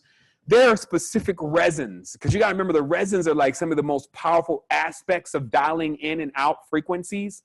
But when I have these resins in front of me, it's going to be easy for me to determine what kind of calibrations, okay? Because look, so we used to be big, right? Like physically big, right? But and this was through the potions, because the potions changed the proportions, okay? Potions and proportions. Let's take these two words, right? So we harken back into this time where it seems like, according to all the drawings and a lot of stuff that they're unburying, and of course my guy, phenomenal travel videos in India, continue, like a lot of that's going on. They can't even cover it up in India. It's just still too fresh. And then if the impact is still there, meaning the larger human beings that have all these powers that are running with the cosmos, they done drunk the potions and become bigger like Mario, right? Like you think it's a game, but the right kind of potion, the right kind of formula can have an otherwise small, petty being on some phenomenal cosmic stuff. if they get their potion and their alchemy right, right? Hasn't anyone experienced one of these substances where all of a sudden it's a little boop boop and then rah, oh my goodness, and you're like, shit, I'm a god. Now nobody can tell me God, but eventually it just comes down as they start pissing you off and they tell you you're lying and that everybody goes through that. And I did too, so did I. I experienced that same thing. And they start really kicking you off your buzz, off your resonance. Now now you're back to the normal vibe. But did you not witness with that potion that everything became different? So, of course, there's not just one potion. In fact, when's the last time, like, where's the exploration even at? Like, they're acting like they're doing something and they're actually getting across with this. I mean, this reality, this fake matrix, this glove they built, their power glove, literally can have us illusionarily thinking that we're getting somewhere and doing something when nothing is really going on. And then the more you become woke, as they call it, the more you start realizing, actually, this looks pretty redundant. For us to get something new out of this, then, we need to actually start asking the real questions. And also, instead of turning everything down, no, I don't want that. That's not a part of me. Namaste. That's wickedness. Maybe we start looking in that to actually see, is there some images of us actually in there? It's like, oh shit, there's you in the wickedness. Turn the page. It's like, start realizing, the judge game only has everybody with a big misconception about what's actually happening here. And then when we start looking truly into this, look into yourself, you start seeing, hey, there's different me's. Why? There's at least a jumper and a catcher. There's at least someone talking and someone listening. Like they always say, hey, if you're talking and, in your mind, if you're talking, who the hell is listening? Like, is there two aspects going on? Absolutely. And these are the two aspects. And they have something to say. And they both need the same energy. This is what happens in relationships. Two people, they both need the same energy, but where are they going to get it from? This is like, if I need zinc, you need zinc. Where are we getting zinc from? And this is what people are locked into with these two poles, because they think that they need something different because I'm so different. Oh, I'm female, I'm male, I need something different. No, that's the illusion. Actually, everybody needs the same thing. We need connection. We need love. We need to be together. There has to be orgasms. There has to be organism. There has to be some organization actually here. There needs to be some actual order. We need some gold happening here. That's all what the ore is. We need more ores. We need iron now. We need zincs now. We need that stuff, not, here goes another, person come down. Here's a retreat. Okay, retreat, you're running, all right? So then when you're done running, what are you coming back to? People go to these retreats, they get their minds blown out, then they go drop them back off in New York. Then what happens? It's like no support system. This is it. It's done. It's over. Time out. In your world, you can make that happen, and somehow you did. I'm just the guy that you enlisted to make that process happen. And that, to me, it doesn't bother me. I feel like that I'm just the acolyte of the flux. I'm the one that people, if they pay, if they love, or whatever they do to reciprocate some kind of energy, for that, I actually go and get the real sleuth work done and find the results and the solutions. And it's happening non-linear because it's not just me, all itself. So again, my mind is very regulated. I don't have a lot of chatter going on, but I hear the voices. Like, I hear the thoughts. I hear other people saying different things. I may not be able to pinpoint exactly who it is, but I know the overall collective vibe of what people think about what we're doing. And it's very positive. It's very harmonic. In fact, it's even enlivened me to come back in this for one more, because I just have to agree. And that actual point just came, there's been a change of guard. Then it was like a week ago, there was the new, let's say the new agreement. It's like, okay, do you want to go to the next level? Do you choose to expand, Mr. Bomar? Are you going to expand? I'll be like, what are the agreements? What are the arrangements? Show me what it is, because I'm into this kind of thing. I'm kind of like a junkie for it. So what is it? And it's like, well, you got to take it to another stage. You got to come into a greater realization. This is it. It's all in front of you right here. Bam. And it'll hit me in the energetic potential of it, the potential. Like when someone says, let's picture the possibilities here.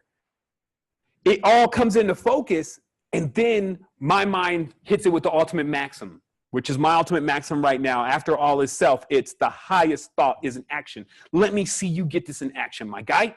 And then I'll go and on this and be like, okay, let's get all these charts and diagrams and stuff then, because I've been avoiding that for a year. Like, I have it really in my mind. Like, I remember after semester 2, semester 3, I was like, shoot, for semester 3 to start, we would have to make a mess of what the occult did. And I was like, yeesh, serious? I mean, I guess semester 3 ain't gonna start then, because we ain't gonna be able to do celestial mechanics, because all these people seem to put Mars where your asshole goes. So I don't know what the truth is anymore. It's like, why is all the system so messed up? Because once it's messed up, once they've made a muck of it, now you don't know where you are. Now we're clearing it out. Now we see clearly, here it is. This is done. Now my buffing to this is now when you click on the chakra, the chakra sacral one, you'll have like all the tools for the chakra sacrals, like color stuff, weird stuff I've made, whatever, it'll all be there. Somebody else made, whatever, it'll be there. When you see that frequency, you click on it, like I said, you'll download that frequency in different formats. You can have it there. And then that way, when we course together, because some may say, well, how do we know it works? How do we know it works, right? Like, that's what somebody want to say. How do I know the truth? I'm going to tell you this. First of all, as long as you got me riding on the team and I believe it works, it's going to do something. But either way, when you get a few more people on this line, which are just also is equally as energetic as I am doing this, then it will connect us. But truthfully, this is actually founded on, I got stuff over here like, because remember, I had to find out any way to create certain things, but I didn't think it was going to get to this level, to be honest. Like, I thought that, I don't know what I thought. I wasn't thinking. So reality is now is like, okay, this is grounded into something. We build on this from here. We work with this practice of connecting ourselves with the cosmos and getting the fake matrix thing. It's basically like pacifying, or what I would say is hypnotizing a cobra.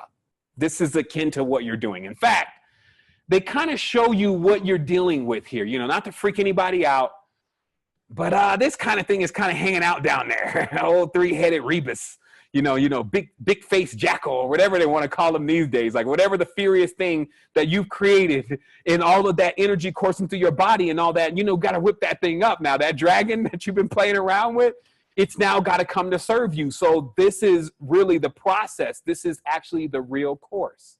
Actually, I didn't have my screen share on, so I wasn't able to show that. But anyway, on the bottom of this, and let me just make sure I just deliver that information. Let me see what my Zoom is. There it is. Just right here, just remember what we're dealing with here, what we're taming. The reason why they call it a dragon is we're talking about, like, somehow, because this is not just, it's not just tones and scales and frequencies and TVs. Don't get it confused. Meaning that a lot of people may think that, well, this is all something new, so all their technological stuff is what's at play. But actually, that's just like the technological stuff is like redundifying, amplifying, and those kind of things. The process itself is ancient. But what's being used here is this snake, like whatever this means. It could mean light. It could mean knowledge, a certain type of knowledge. It could mean something you enamor yourself with, something that you put around you, like a cloak or a sheath. So it could be symbolic for so many things, but ultimately what it says is that this is the operator. That becomes that eidolon. That becomes what you're trying to get under control. Now, this thing doesn't even have wings, so he automatically got to go in for an upgrade. But this is actually the symbolism in itself, truly replete to how things really are, that somehow spiritually a worm, which is what they call it, because they love to, in the occult, like when I know all this stuff. I'm not going to tell you that I don't know it. They look at the snake different than the dragon. And they look at the worm different than the snake. They don't get the same reverence because, see, the snake, first of all, has eyes and the worm doesn't. The dragon has wings, but the snake doesn't. So it's a different class. So you can have an entire culture trying to explain something to you in worms, snakes, and dragons. And a person could only be seeing snakes or serpents and completely miss what is the zoomorph. Like on my chart here, and this is not published in yet because I still have to dial in deeper into the zoomorphication. And let me show you here really briefly. Let me turn I told you I had to go in today. I keep turning that on. let me just get rid of that because that just looks so much like Zoom's icon. It's like all the icons on the computer look the same now. It's like y'all ain't gonna be no originals out here on the icon. Y'all just gonna keep copying each other with this blue and white. So anyway, let me just turn this on. There we go. So on this chart, I have a zoomorphification, right? Zoomorphication. What we talked about is in the ancient times that because, you know, they didn't want to work with long paragraphs and sentences to try to explain something that wasn't going to be able to be accomplished by using that anyway, they zoomorphied everything. So when they show you animals, like for instance, let me show you how the animals relate to each other. Also remember, when you're dealing with days, the day rolls into the next. So you actually have a chimera at a certain point. You actually have a hodgepodge between one day and the next. And that's why it makes it so logical. Let me look at my thing here. It makes it logical that we would have these blends going on between the spirit and the flesh, because there's also always that blend happening when things are transitioning. And that's why, that's what lineups are, okay? And that brings me to another powerful conception, is that what lineups are, you know, you can line up with somebody. Like you could have this moment where you guys click, especially with the females and the males, right? Or whatever the poles are that you're dealing with. So you can have that lineup, right? And then you click. But then all of a sudden y'all start coming out of line. It's like, well, shit, who did I even meet? You start, things are so out of alignment. It's like, I don't recognize why we're even attracted to each other. And this is because the alignment becomes off, because everybody has their own clock. Everybody has their own Mayat. And then when those things line up again, though, that's when you call them. Hey, hey, what you doing? And they'd answer too. It's like, nothing. I was thinking about you today. Really? Yeah, I was thinking about you too. I miss you. I miss you too.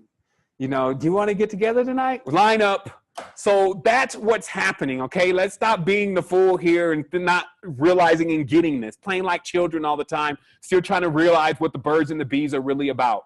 When the lineups happen, even though beings could be nothing alike, let the lineup happen, and all of a sudden you got Saturn hanging out with Venus. That's Friday and Saturday. Let a lineup happen. You got Mercury even hanging out with Mars, and they totally don't really get along. That's like Loki and Thor. You know what I mean? It's just like you see these personalities and these traits, but sometimes they click. And the power of what I'm showing you is actually how to make them click.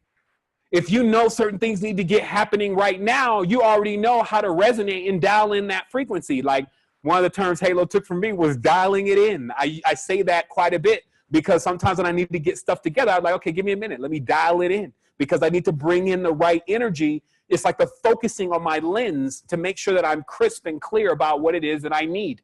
I don't want something that I need to send back through the projector.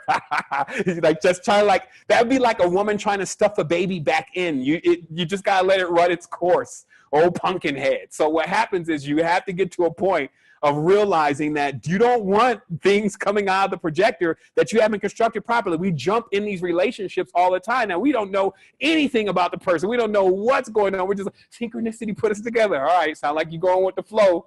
Hanging out at night at the club. I don't know where you're going to end up. You better check it a little bit deeper because this is a bit more going on. Hey, wake up, Alice. They built an entire wonderland around the body. I mean, to me, it's like I could talk about this for the rest of the day only because it's like catching something with the hand in the cookie jar. You can literally see here from this knowledge that there is something else happening. So meaning that there's another field that is being tapped into and is being used.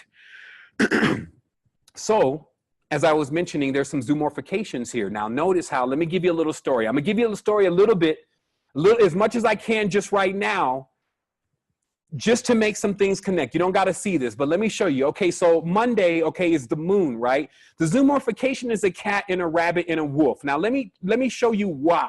Okay, now, first of all, cats act very strange during the full moon. We have one and he's a little strange. We actually have to lock him up during the full moon because he wants to go and populate, right? Which, like everything else, wants to go populate.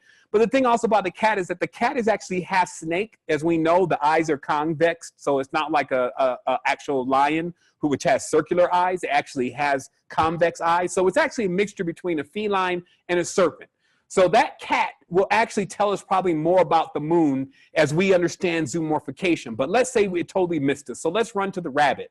So during the full moon, when Venus is in a certain precession, the rabbit does a strange dance. Like, it's a real thing.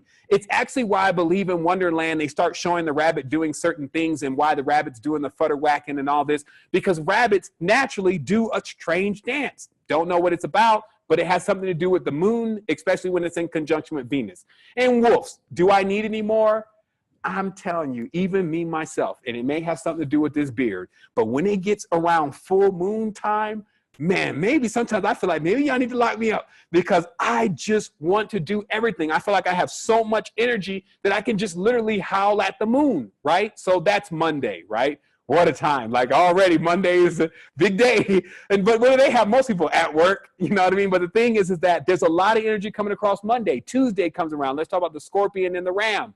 You know, like, that's Mars, right? There we go again, all the fighting, and then the stinger, and all the protection, and what else is going on in there? There's a lot going on. That's all in the sacral, you know? So all of that fire, which is in the sacral, all of that, so the apple, the pentagram, the rose, the ram, the scorpion. So it's like you dial in the energy more in the zoomorphication, like the same thing. Now when we get to Wednesday and we find out the zoomorphication is the ibis, which is supposedly Thoth, and then the serpent, then we start getting Mercury's whole thing. Mercury, you're the one that was like the closest to the sun. You're always trying to be like the sun, because Mercury is always like the Messiah figure. It's always like the Ibis, like Thoth. It's always like the serpent. I know everything, right? And then it's up there. It's up there in the crown sometimes, even thinking that it's up there. And that's all Mercury's whole personality, right? And then you get the peacock, right? That's Jupiter, right? Like, Jupiter has in itself the embodiment of when people start changing genders, by the way, just so you understand, like, the changing genderism is all Jupiterian energy, right? And so that's a peacock as they symbolize it, right? And it's interesting to see that and why that's a symbol in the attitude. Then you get to Venus, right? Venus is like the dove and the fish, right? Isn't that her whole thing, right? Like, Venus, every time she come through, it's always in those kind of motifs. It's soft, it's gentle, and then the rose and all the different things. So you start seeing, okay, we're on to something here, but it's even deeper than most people think. Not the raven, well, then you got the ravens, the crocodiles, but the deeperness and the deepness that I'm telling you about is why you still love Fridays and Saturdays. Like I said, why Friday and Saturday is the big time still on the planet, right? Like, think about Fridays and Saturdays. It's like you get off work, right? And then most of the time you try to get it in on Friday, because you know if you go hard on Friday, you could then like sleep until 5 when you finally come back around again for whatever happened, and still get it in on Sunday. And then maybe you could crawl into, you know, Sunday you get to sleep the whole day, and then finally Monday you go back to work again.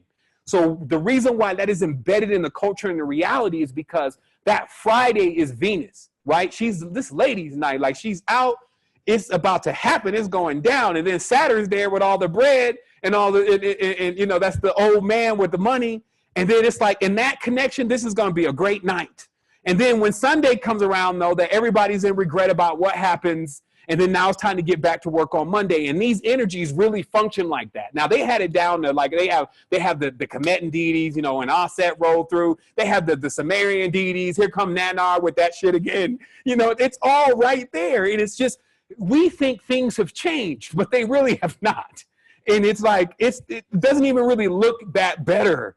Like, most of our past was like sitting in domes, you know, like I said, with incense burning, embroidery, rugs. Everybody knew who they were. Like, somebody asked me the question the other day about polygamy. They're like, do you think polygamy was real? They love to set me up with these conversations. What do you think about polygamy? Since Nature Boy was running around Costa Rica. I'm like, look, I don't got nothing to do with anything that they're about. I didn't even pick up the phone because I'm sure the fair's on them. So the reality is, the truth is, look in nature. Nature, all high-end mammals don't have one mate.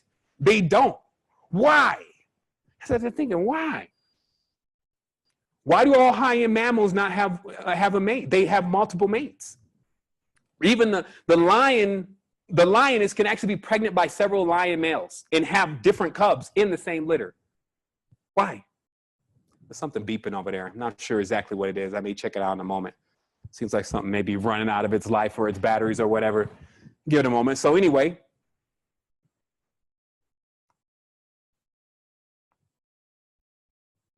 Geez, I got to actually remember what I was saying. Somebody type in the chat box what I was saying, because that was a jewel right there. You got to figure it out. Like, just in the chat box real quick. Just give it to me. What was I talking about? Just to finish it off. Some droid over there is complaining. High-level mammals, exactly. So why? Why do high-level mammals, and this is the question. I won't take a poll because it ain't going to render much good results. Why do high-level mammals have different mates? Well, see, first of all, high-level mammals don't have jealousy. Okay, let's get this straight. Actually, every characteristic that is like somebody's got a character flaw, jealousy, envy, those kind of things, high-level mammals regulate that within their fiefdoms, kingdoms, phylums, all of that, right? But here's the direct reason why. If we're high blood, high species, perfect, at least that's what we believe, we want as many of us as we can get. I'm going to tell you that one more time. When you would look at all of us and we were all just arrayed and we had that perfect seed coming through, it's like, look, you just have the babies. We just keep, because see, in the ancient times and with the ancient mammals, the ones that are hybridized and more advanced, they all know the only beings that are coming out of those wombs are their own kin. This is why there's like this taboo. I tell you, there's another elephant in the room about in Kemet, right? When Isis is holding her son, that's her husband, right?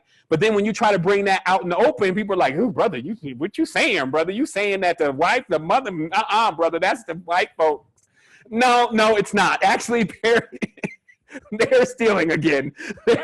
They're taking that from the ancients because that's how it works. You dive back into the same room you come out of. This was actually the physical one was woman's way of getting back in and out of the reality. The atomic one is actually what we would say is man's, what's behind man's eyes. That's its way of doing that same thing. And it has a tendency to be self-contained. It has a tendency to be hermaphroditic and not actually use an external womb to birth things out into the physical world. But still notice then this brings a trait, because the feminine would then, she's the one, she's enamored by the external experience.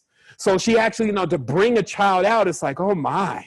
Like, I'm sure you're only getting a fraction of it right now with what's going on with women and children. And it's still very strong in most women that still love their children. But they're still only an image of an image of an image. Imagine what the original, what she felt for that first child. And I'm enamored. It's like, look at me, because that's what's happening. And that's why I think Wendy, she had wrote in and she had edited some stuff in the time. But she said, hey, sometimes even a woman in what she thinks is selflessness is actually in an ultra selfishness, because she needs to, this is her, it's mine, mío. This is smothering. I'm not letting this go nowhere. You ain't go nowhere. You should be mine. That's the reality, okay? So we need to get why there's a dome, why there will be protection, why there will be all of that, and start nailing that in, and let that be your sci-fi. Let that be your cartoon. Let that be your movie on Saturday and Sunday. And by all means, we have a plan to do that. So let's reel it back in now. Let's reel it in. I didn't say I wanted to do semester 3 all the day on the phone, but I do want you to realize the power in this and the awareness of this and what we've actually reached, because the truth is that this is all that's really necessary. You would think you would run all around the entire earth to get to this eventually, and that's kind of how it is sometimes. No matter how far you run in the direction, you're only going to run into a circle. So here we are back again, back with the originals. That's why it begins with an O. And really, really bringing this one more time about what exactly we're involved in here, and getting some extra pointers about what may have been missed. So to summarize, 1, there are at least, the only ones you need to focus on right now, because the human body and all the rest of them are high maintenance, especially some of the female characteristics. So the truth is that you just need to be aware of 2. That is the flesh. And it's so connected to the fake matrix, you can no longer distinguish the 2 for most people. So just roll with that until you can start breaking that chrysalis or that shell, actually is what it is, from off of that organism. And then you have the spirit, which is always free, which is always like, the spirit's crazy because it's not bothered by all this. It's not anything. it's just like, in that respect, it could never be defined by the flesh. We're still trying to do it. So the whole process is quite interesting. But the truth is that now when we have these two, we know what they prefer. We know where the connection is, because see, still the ancestors connected the real natural nature flesh to a real soul spirit. That's their power. Now connecting the flesh to a fake matrix, now they're cheating, they're running around with all of the, we've done it, Rexus, Rebus, Cinemus, Maximus Opus Grandis. They over here doing that. They think they like, we're here. And that's actually what they're doing, but they because they built an attachment to the flesh, and then because they know the flesh is attached to the spirit, and then it goes on down the line. So they have yet to even completely explore what the full potential is of what they've wrought. I would just as soon as exit stage left before they really start catching wind within their own subgroups, where they're compartmentalized still right now, that they actually have the knowledge of how to take everything into or out, into something or out of play. And what I mean by that is that notice how then all I'm explaining to you goes on in your body every single day. It goes on in the sexual relationships that people have. That's all I'm taking that and I'm putting it into its proper place, and that's all I'm bringing to you, right? But you still have learned men and women in institutions who don't know anything about that connection at all. They're still chiseling away at a bit and a byte, okay? A bit and a byte. That's the computer world. A bit, which is the thing in the mouth of a horse, you know, like a computer, a keyboard. You see this? This is a dangerous tool. It connects both sides of your brain. It connects both hands. You can't write with both hands, but you can keyboard with both of them. You get the magic going on here? Or did you see they bit off the apple? So the reality is that the bits and the bytes, it's like you can't get the whole thing. They're going to give you a byte. Most of this shit doesn't even work. We got to buy so much we get this huge erected mainframe, and it's still having trouble downloading videos. So it's a bit. It's not the whole thing. So those people who work in bits and bytes, which are also very intelligent people, even the ones who work with the silicone and all that, they contain knowledge of how to get themselves into an entirely different level, and other people, superconductors and scalar machines and all of that. But yet the big missing piece is they can't see how it connects to them. They're just disconnected. You see? So because of that, if this starts catching on, how that's going to look, I'm not really sure. I'm sure it will be anomalies. I'm sure ripple effects will go beyond the limits. And that's why I was saying Sovereignty 2020 is key, because as I was looking at these calendars and putting all these dates in, since I've now brought myself around to it and see it as so important, I started noticing that the eclipses stop after 2020. I mean, all these damn eclipses. I could just remember when I was younger that the eclipse was like something so like miraculous and almost never happened. It was like every 70 years. Now it's like an eclipse every day. It's like, why? Is anybody looking at this? It's like nobody's actually even asking anybody. It's like, is we supposed to have no? Of course we have eclipses. We have eclipses all the time. Well, then back in the past, why did they not tell us about eclipses? Because there was no internet. It's the excuse for every damn thing. No, it's just been a profuse amount of eclipses. Why? Well, I'll leave it to everybody else to figure that out. What I know is it just means some stuff's going on. Transitions are happening. Let's get the shams booted up and let's get ready to get to the next phase, because waiting on whoever's who's supposed to be responsible here, since last time I checked it was me, it may not even actually happen, meaning that if we're waiting on something to do something that we were actually supposed to be doing, now that's a hell of a long wait. Have you ever waited for somebody that said they were waiting on you? I was waiting on you. Shit, I was waiting on you. Well, you were supposed to call me. I thought you was going to call me. You were getting nowhere like this. So take the reins. You see this thing. This thing is a machination in itself. It's been built. It has quite a few different abilities, meaning that the actual glove, it back ends to their reality. So money, how that works, fortune, beauty, vanities, all those different things are all connected in that same power glove.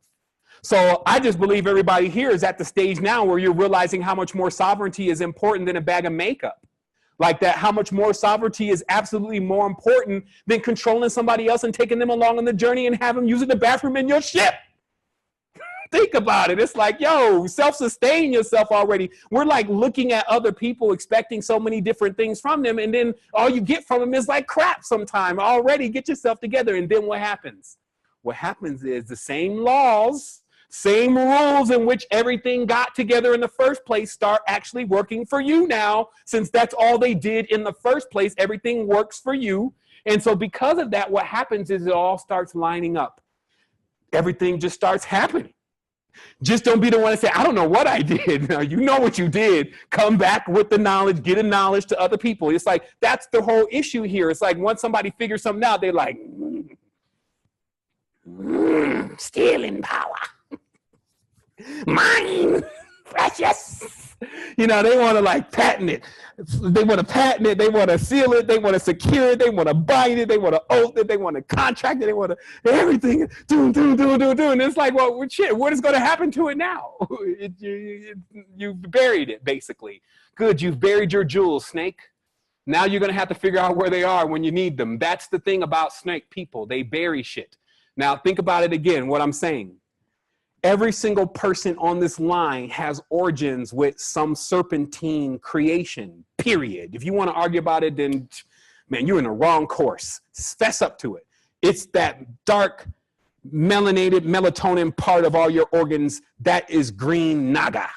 And because of that alone, it means that you will get it crunk anyway. And this kind of behavior has to be regulated properly, meaning you got all these elements. You got planets, suns, you got moons, you got, you know, all these different things. You got all these elements, copper, henbanes, you know, all these different things, jasmine, right? But still, you don't have that actually. Most people don't have that. See, because all that I just mentioned, sometimes people have a problem with right now. They got to like, oh man, you know, this and that, but they're not doing any of that anymore. And somehow, meaning that they're not realizing how they connect to all these things and they're not working with their resonance. And this is what I believe personally, no. Because when I stopped doing that myself, things changed. As long as we live in the illusion and we let others dictate to us what's really happening, we never break out and say, you know what, I'm gonna create my own system. This is the beginning. Once we get the first level of this Eidolon thing they've created off, then we can roll into the natural calendar. Right? The natural calendar, it doesn't like, it's not a Monday, Tuesday, Wednesday, Thursday, Friday thing. You can't sync it like that. Let me show you what's happening. Because the spirit, and there's some knowledge about this floating around, and I talked about it very briefly, but it's about how the flower of life is not perfect. And how that crystals grow in the perfect lattice, and that the flower of life is off just a little bit, creating this imperfection. It is that same imperfection that doesn't allow spirit to align to flesh properly. So you have to keep readjusting the clock. We call that balance. That's why Ma'at comes into play, because the scales must be balanced. This is like, you know how like they have a 360-degree circle, right? But they have 365 days in the year. So that's already off by 5 days. You have a 1 second. Let me just do this calculation real quick, just so I don't have people just, oh, your numbers. Numbers make me numb. We got 13 times 30. Okay, yeah. Even that's off. Okay, so you got 13 moon calendar, right? 390 days, but you got 29.5 or 28.5 days in a complete lunar cycle. So that's at least only off 0.5. But either way, at the end of the year, or as it's progressing, it's getting slightly off. And that's why I was saying, people, you got to maintain your balance. You got to maintain your communication, your relationships. You got to serve those relationships and maintenance those relationships, because they get off. And if you're not going to go and do the calculation, they're just going to come out of balance. So if it's not something that you want, just leave it, because it will come out of balance and it will fall off. But if it's something that you're trying to maintain and you can see the value in it, you have to constantly adjust to how it's adjusting. If someone is growing or something is growing, you need to now approach it with its growth, not with what it was before. And this is always what happens again when we're staying static inside of these filters and inside these lenses, and we're actually looking at others to determine what our math is supposed to be, right? So I'm sure you get it by now. I'm sure you understand how this works and how this connects. You have the calendar, so now you can start gripping yourself properly. We're going to start putting the tools in that are necessary. Like most of this stuff is just a download away. When I start creating even augmentations, you will have ones that you can either get from me, or you will have ones that you can create yourself, meaning that I will source that file, that 3D CAD, or whatever it is, because all this I'm about to make modular. Like, this is ridiculous to me to try to maintain something like this in this kind of style. All we need to do is in a different kind of organization. It's like how I get that stimulus that creates that connection with me in that. Since there's like 20 different versions, sometimes 30 different versions, I'm only going to use the one that is the most precise and most effective for me in 2018 and you in 2018. And then have that right there and available, and then we'll see the results, because the proof of wisdom will still be in the type of people that it produces. I never came in this with some kind of fantasy or idea that I needed everybody to support and to help and to love and to push me along to actually get this done. And lo and behold, you guys did that anyway. So that to me that makes me go even more harder into this, and that makes it to where we get real results. So let me look at my notes real quick, because there is some stuff, you know, beyond, you know, just explaining how important it is that we now know about this balance and how we get ourselves into this cosmic groove together, you know, and we should see the results of this. I wouldn't be surprised if people started popping up in each other's dreams, like, what's up, and really be vivid with it. Like, I really do know what you said last night. And also the connections between understanding in your reality, the power of when there's other people that are just connected. This is tribe. This is how we would connect in tribe. We have to have the same culture of some sort. We have to have some kind of resonance that really clicks us together. But then also, it's not just something we're creating like Crowley did. Let's just pull it from anywhere and just make sure it doesn't match to the old one, and we'll say we have a new one. No, this is based on the ancients. We can go to nature and find this. I can show you this dark black velvet beetle that looks amazing on Saturday. You see what I mean? It's like just really seeing that connection, and then like seeing it also reflect in your reality. And this is what we'll start sharing more, meaning that when we get to a certain day, it has to bear witness, or else we move it around. None of this is in stone. Like, I'm not like a stone maker. I'm not Moses coming down with 2 tablets. Like, this is it. This is it. Remember, nobody can get to God except for through me. No, this is not that story. This is about, we tweak this. We talk about, look, this thing seems to be falling out of alignment a little bit, or this is spot on. Look, picture, this is what I ran across today. Look, this is changing this color. I think this connect. And that's how, again, the collaborative tools are now here, because we're all actually connected in the chat boxes. We're also could get somebody else to do the work and put it in if that needs be. We're in good shape. So let me look through my notes to make sure I didn't forget anything. Remember the projector interfaces with the talisman. Now you get what this is about. Now I get it. Sometimes they be pulling me along on the journey. I'm like, come on, what is this about? What is this about? Like, that's how I feel sometimes, because it's like, I never know what's going to be down there. It's like, you want to go down door number 1, or you want to see who's behind door number 2? And it's like that old show. I'll be like, let's go down door number 2. It's like, you're going to forfeit the car. You're going to forfeit the $1 million. You're going to forfeit the beautiful wife and the house and the kids and everything to see what's behind door number 2. Are you going to go?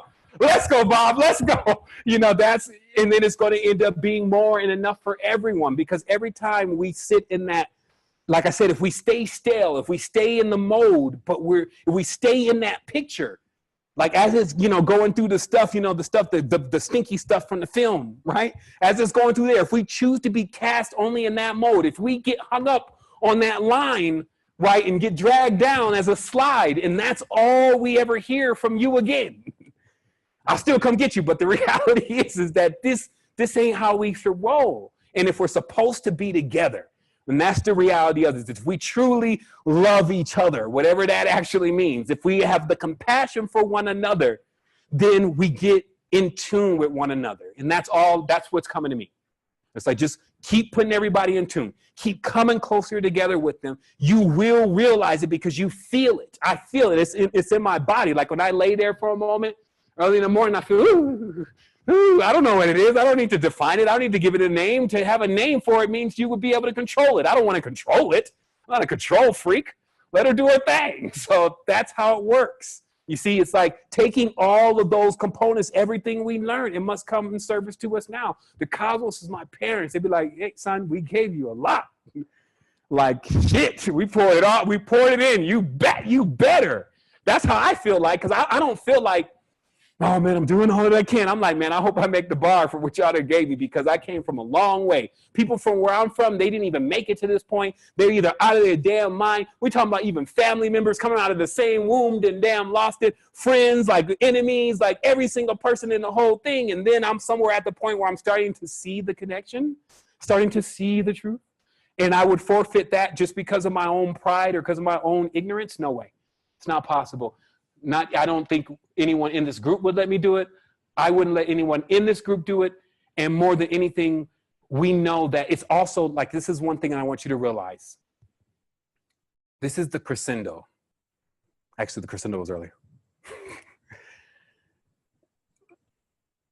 You know what? We always have a backup plan, right?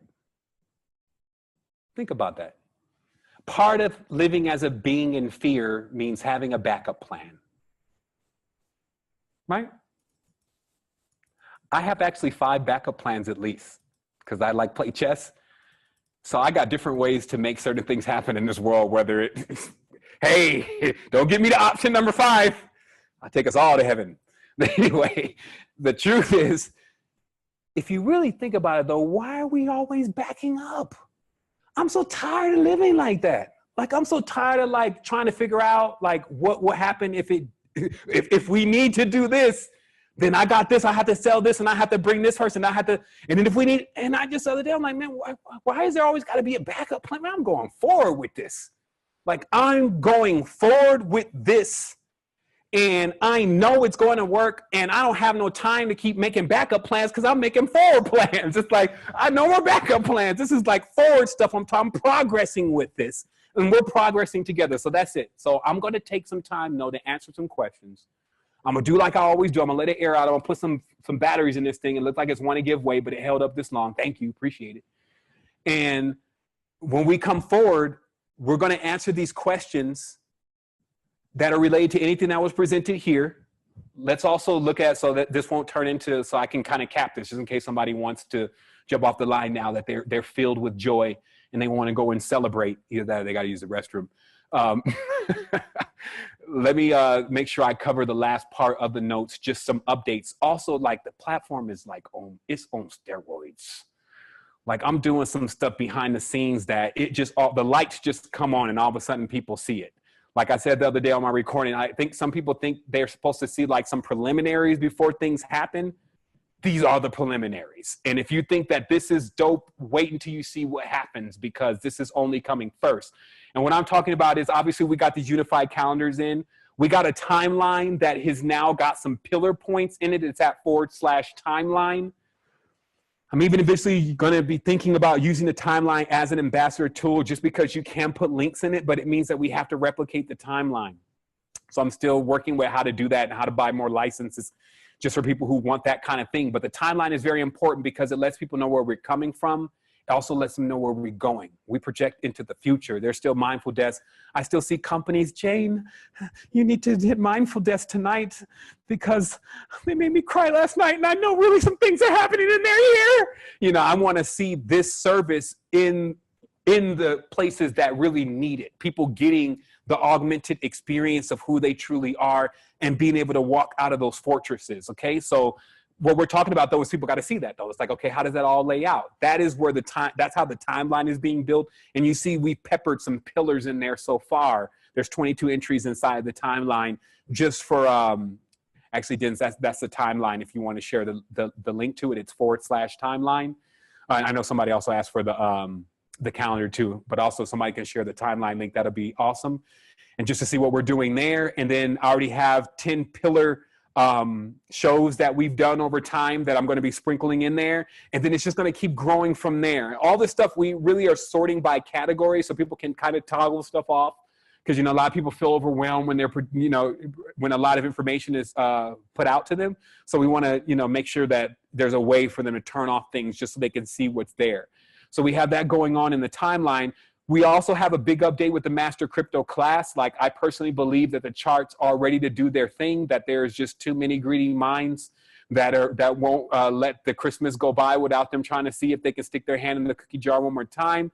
And this means just that in crypto, there is some things that are going on that are not exactly up and up. And that's why a lot of people are not as turned on as they should be about just what it offers, which in itself, as I will reiterate, and I constantly reiterate from all the time, it is not just the charts that we are interested in with cryptocurrency. We're interested in the technology itself because it gives us the ability to have our own bank.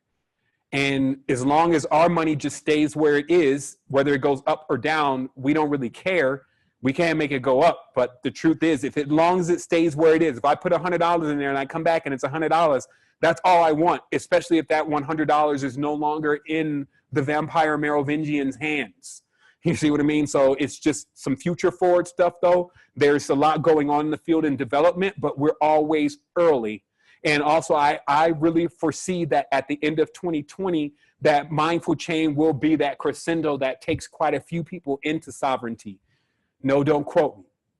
It's just the reality of that everything I have is timed. And now I'm getting into more of a course of how to make sure that I see the results that I'm looking for. And the results that I'm looking for is actually tied into the results that everybody else in this group is looking for also, whether they're aware of what those results are looking like, how that's going to work for them. I like to do the heavy lifting. I'm just one of those people I just like that. You know how some people, they just like doing all the complex equations and shit? Me, nerd in that sense. Like, let me do some heavy lifting, see if I can figure it out.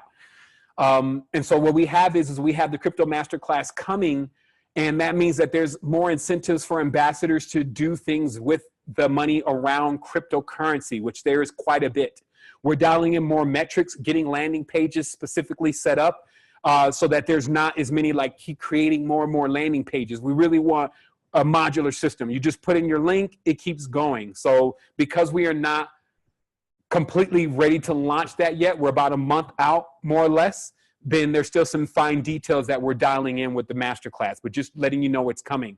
Also, a big major event happening for Secret Energy is actually our keynote speech, which we're going to time around in our calendar where things are really getting crunk up with the energy. But we've done so many different upgrades, and we have a few more that are coming that are very strong, that when those are complete, which will be in about a month here, we have to have a keynote because there's a whole rollout of a new level. Also, we're going to be doing a crowdfunding campaign that actually centers around us creating a DApp and creating an actual,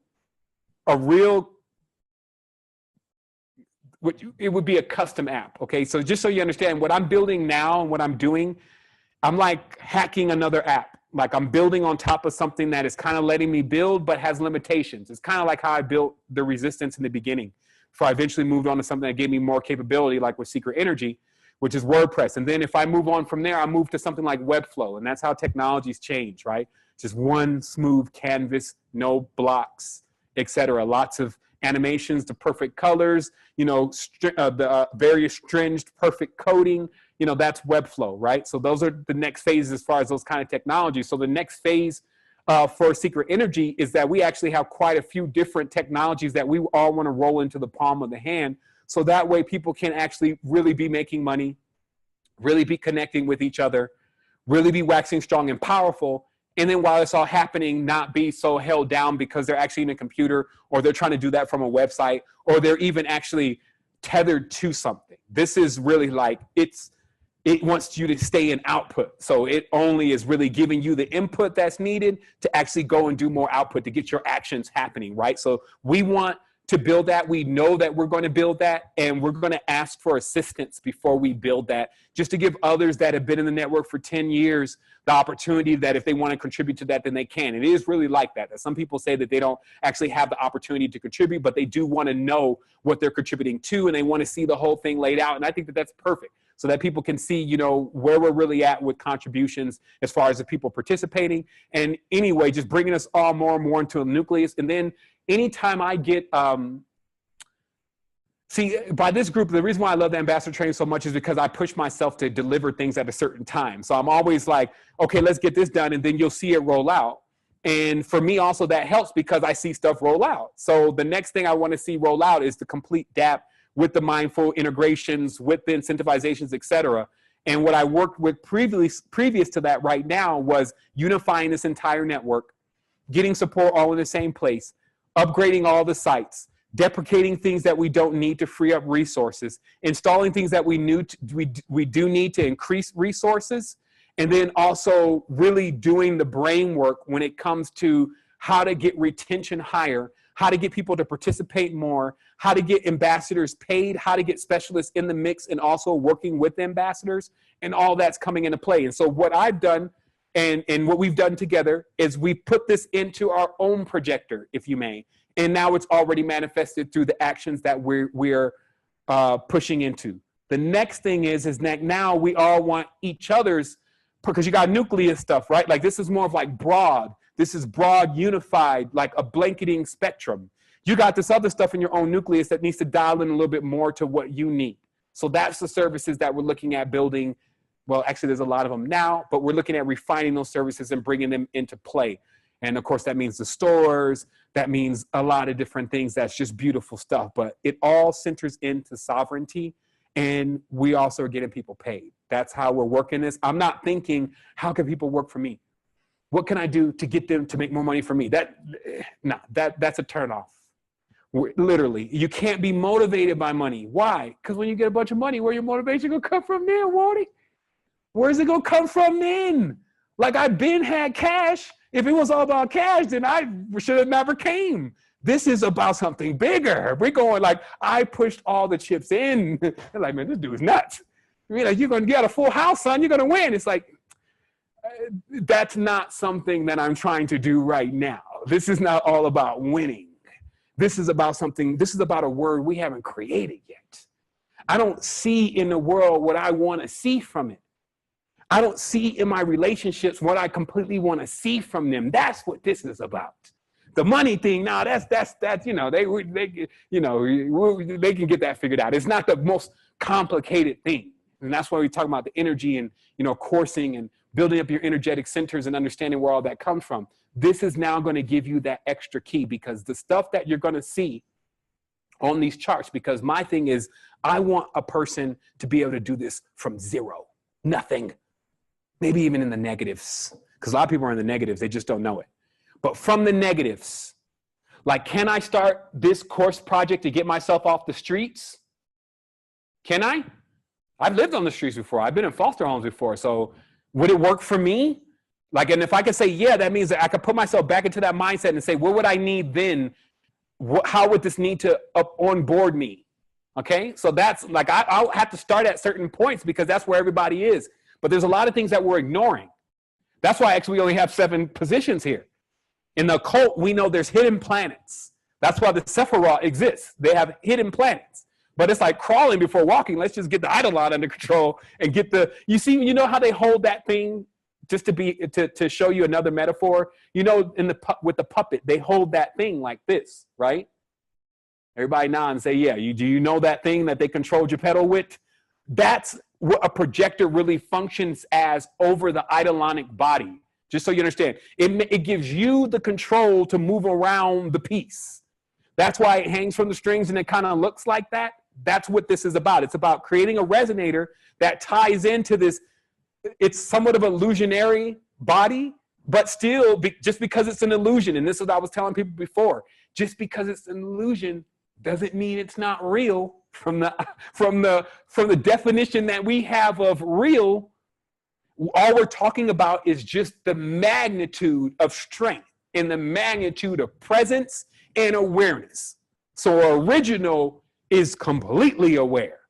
So that's all we're talking about. So let's take a moment. I'll give you 5 minutes. I'm going to turn the 10 on the camera.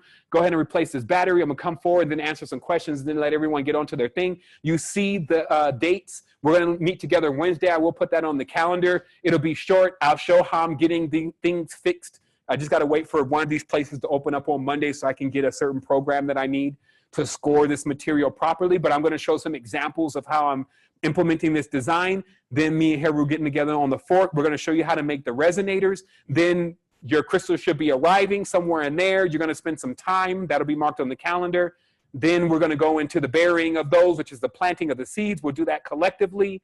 We'll finish off anchoring the projector properly, so that way when those things come out, they go right into the projector. And then on the day that they come out, which will be the waxing of the full moon, then, which is actually an eclipse again, then we will keep moving through this. And then also we'll be very conscious of how we're moving through things, because you can also see I've marked all new moons and I've marked all eclipses so far.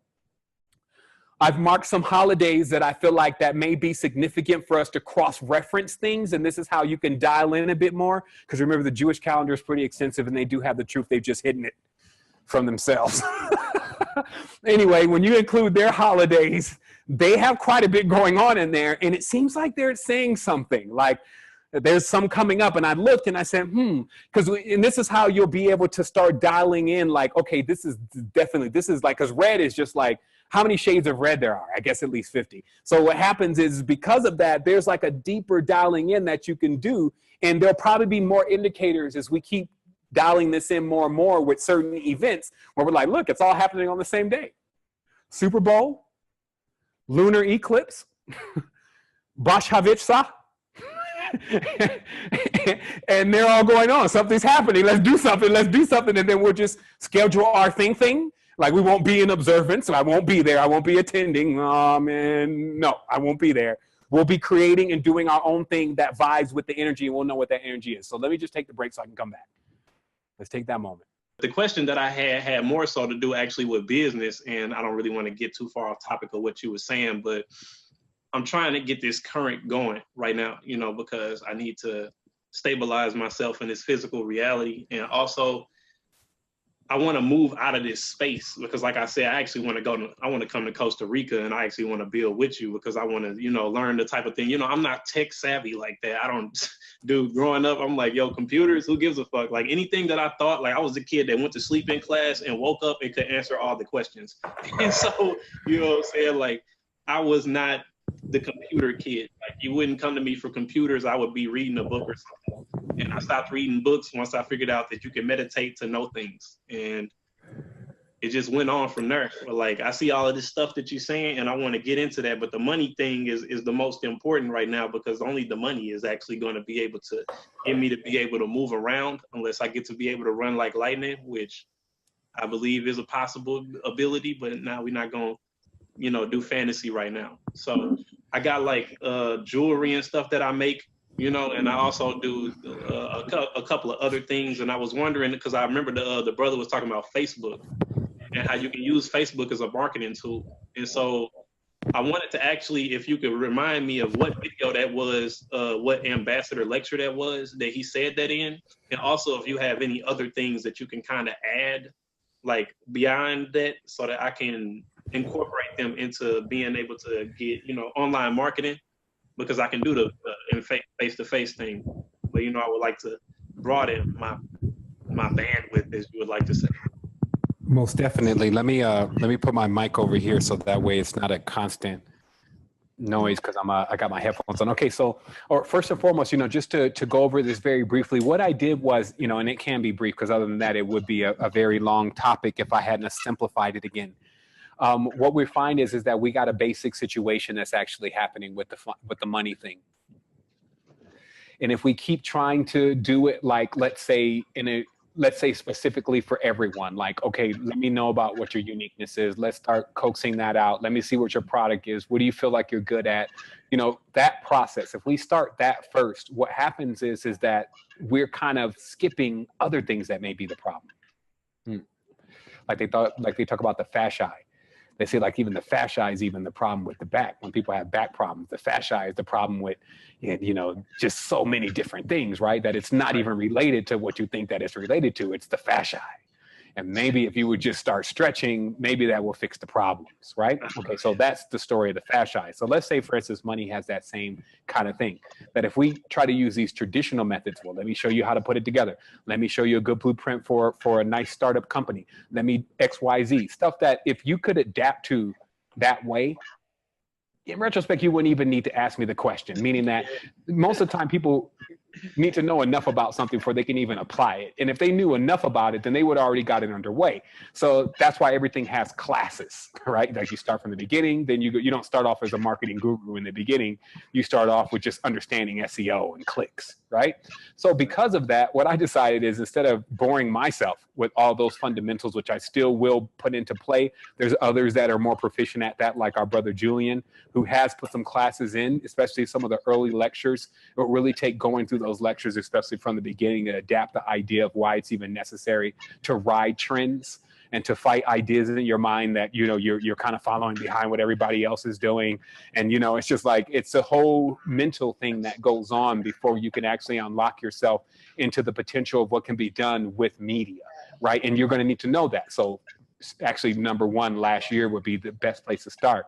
But even going from there, this is why I bought the projectors in play, because it's almost like when, as a builder or someone who works with tools, or as an architect or anything of that nature where you actually use tools, you sometimes question the tools that you're using. Everybody has some kind of job or craft that they do, and they have a tendency to spend a bit on their tools if they're really into it. They try to find the more sharper knife.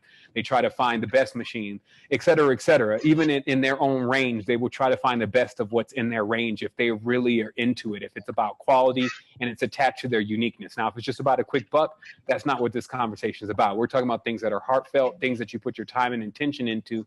You have a tendency to actually find what is going to be the best for representing you in that aspect. And because of that, that actually puts us into a different scope. That puts us into realizing, and I'm just going to mute your line for a second just so that the audio on this is clear, then I'll unmute when I'm done. So we go into another aspect now, because you still basically have a year and a half left. Now, the interesting thing about time, rather than getting all freaked out that you may only have a year left to actually figure this out, is to realize what a world would be like with no time, and just how lazy people would be. They would just like never get anything done, because after all, there'd be no time. So because of that, it's great to kind of set some barriers in the timeline thing, just as checkpoints to get shit done, milestones. So for me, it's 2020. I see several integers. There's at least 5 very strong integers that I cannot control. They are not under my control. They have to do with the fake matrix and its implementation with AI. That's one of them. It has to do with exactly how much money came out of the fiat world into cryptocurrency. That's another one. And how economies are going to be able to adjust to that. What China is doing behind the wall with why it does provide all of our electronics, all of our supplies. And it always did that, and actually never felt, if we understand China, again, there's a lot of things that are staged like a play, but there's another thing going on in the background. We think that the Chinese were slaved, actually the people were making these electronics, and actually then the Chinese people were not even really awarded for all the electronics that they sold to us. Actually, the Chinese were already in control of all those industries, used promises with our business people, the higher end business people, made promises with them to provide these technologies at a cheap price, to sell those technologies to them, even bicycles, all sorts of technologies. Technologies are not just electronics. Provide these technologies to them, predominantly made out of petroleum, sell it to us for expensive prices, oftentimes hundreds of times more than what it's really worth, and then put us in debt with it, have us working for it. Like basically a comic book could cost, let's say in ink and in paper, about half a penny, and then sell that comic book for $4. Now that's just $4 to you. But how much is that over half a penny? That's almost like 40,000 times. So when you have that much debt, which is what's going on, that's what I was saying. There's an imbalance happening with this financial energy in the United States, especially because the books are not balanced. We were buying things way more expensive than they were really worth. Don't we kind of do that anyway in life? Even energetically, we kind of devote more energy to things than they really even deserve, right? So because of that, that imbalance that being created, it actually leaves debt passed down generations. This means that now your kids kind of pay for it too, and their kids pay for it. And it's not just like a bill that comes in the mail that we pay for.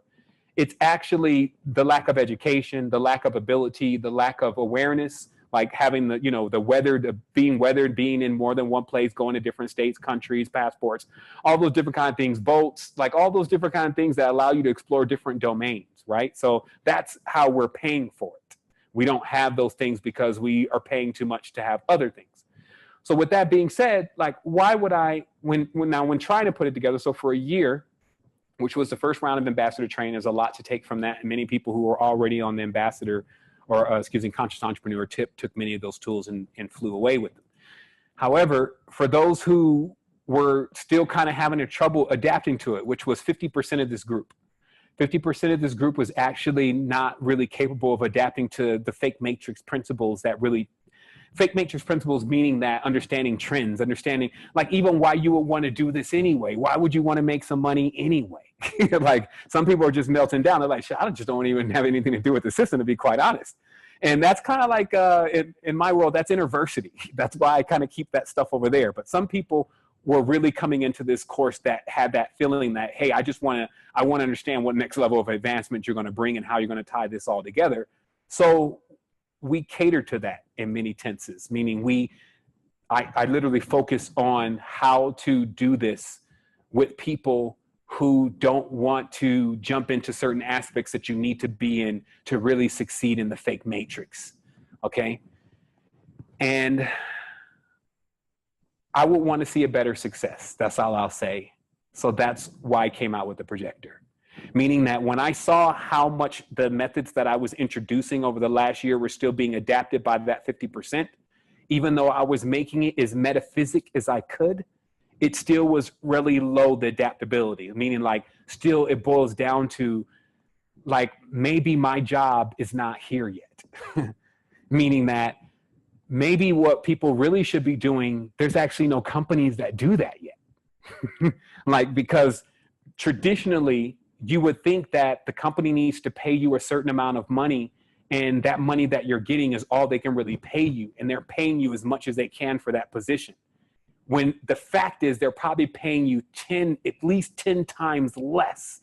So while you're making, let's say $1,000 a month, you should be making $10,000, because that's even what the guy that is owning the company could pay you and still make a lot of money. Because in industry, and this is where knowledge is power.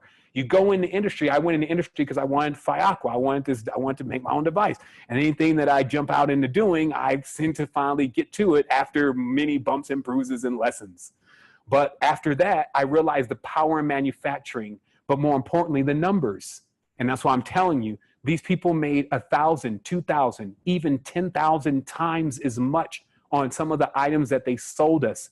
And they even had a for sale tag on them when we bought them, and they made them still that much. It was a whole psychological game. But what it did, though, is it stretched things so far out with deficit. See, deficit is not just, we owe 6 trillion fake dollars of monopoly money. That's fake deficits. Deficits truly are emotional imbalances. Like, how motivated does it feel to be in debt? Not only as a person, not only as a nation, not only as a country, every single turn you're in debt, right? Debt-based system. How would that make a person feel? Demoralized. So the design is a demoralized system. So how do you defeat something like that? Do you jump back on that same territory, try to motivate this demoralized individual who also there could be 9 different types of?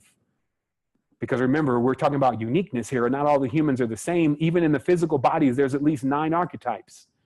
So because of that, do you think I would want to spend time in actually trying to design very fast, something that we needed right now, a system that was going to cater to 9 different kind of people at minimum? That would be very strenuous, even though I gave it a shot. I actually came up with some stuff, and that's the unified system. That's what actually we'll see later on in just a minute as our gamification, because it handles every single scope of where you would need to go through to develop yourself. But it does it in a choose your own adventure way. So somebody is not telling you where you should go next. It's just wherever you choose to arrive, now you learn everything about what it is like to be there. And when you choose to leave, you will leave with knowing what that space is like. So that's how our system is set up. But that wasn't a system that could make our deadline, because I have a deadline. My deadline is 2020. So if I want to see, because the results I'm seeing from you are the results I'm seeing from myself. It's all intertwined. Like, I'm not dumb anymore. So I know that this is exactly what's happening. So if I'm not seeing a great deal of results in the people that I'm around, or the results that I want to see, because I got high expectations. So that means I got to redesign things. You just got to redesign it, reorganize it. It doesn't mean that it can't be done. It just means it's going to be another design. And that's why sometimes when I jump into something and I already see there's going to be too much not in line and in favor of what is going on, even if I'm trying to do the best for it, I just cancel the plans and I go to another scrap board and I start all over again. I don't lose the idea. I don't stop doing what I was doing. I just scrap whatever the plan was and start with a new one, mostly based on what I learned was not going to work with the previous one. So with that being said, what I felt was not going to work was trying to take extremely spiritually inclined people through the logical, logistic patterns of creating a successful whatever, right? Because it's got to go through the fake matrix. So when I say whatever, your personality could kill your business. Your product can kill your business.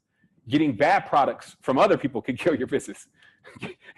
Your product supplier getting bad products from other suppliers can kill your business. That's what happened to Samsung just recently. So with that kind of minefield, why would I want to come on those grounds to tango? Can I tango on another level? Absolutely. That's why I created projectors, meaning I brought those back into the awareness of the group, to the tribe, that, hey, for us, we need something that is more of augmenting us metaphysically. If we really want to get a hold of this, because money is still actually a trickle down part of it. It actually is not one of the primary things. It's a reward for accomplishing something. It's not the something.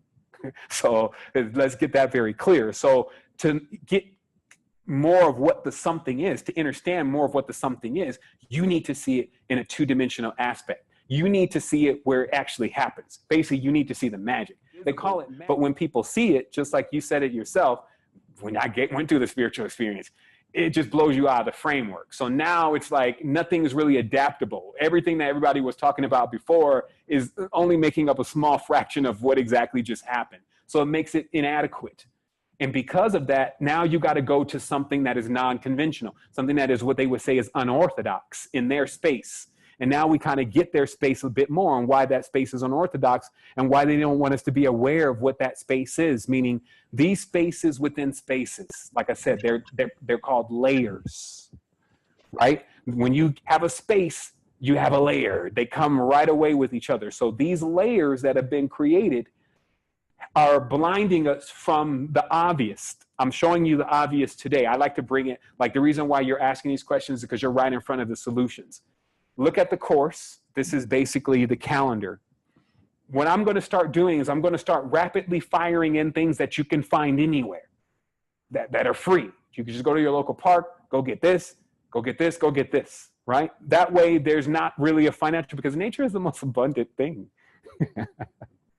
Look what's happening. Like nature is the most abundant thing. All they're doing.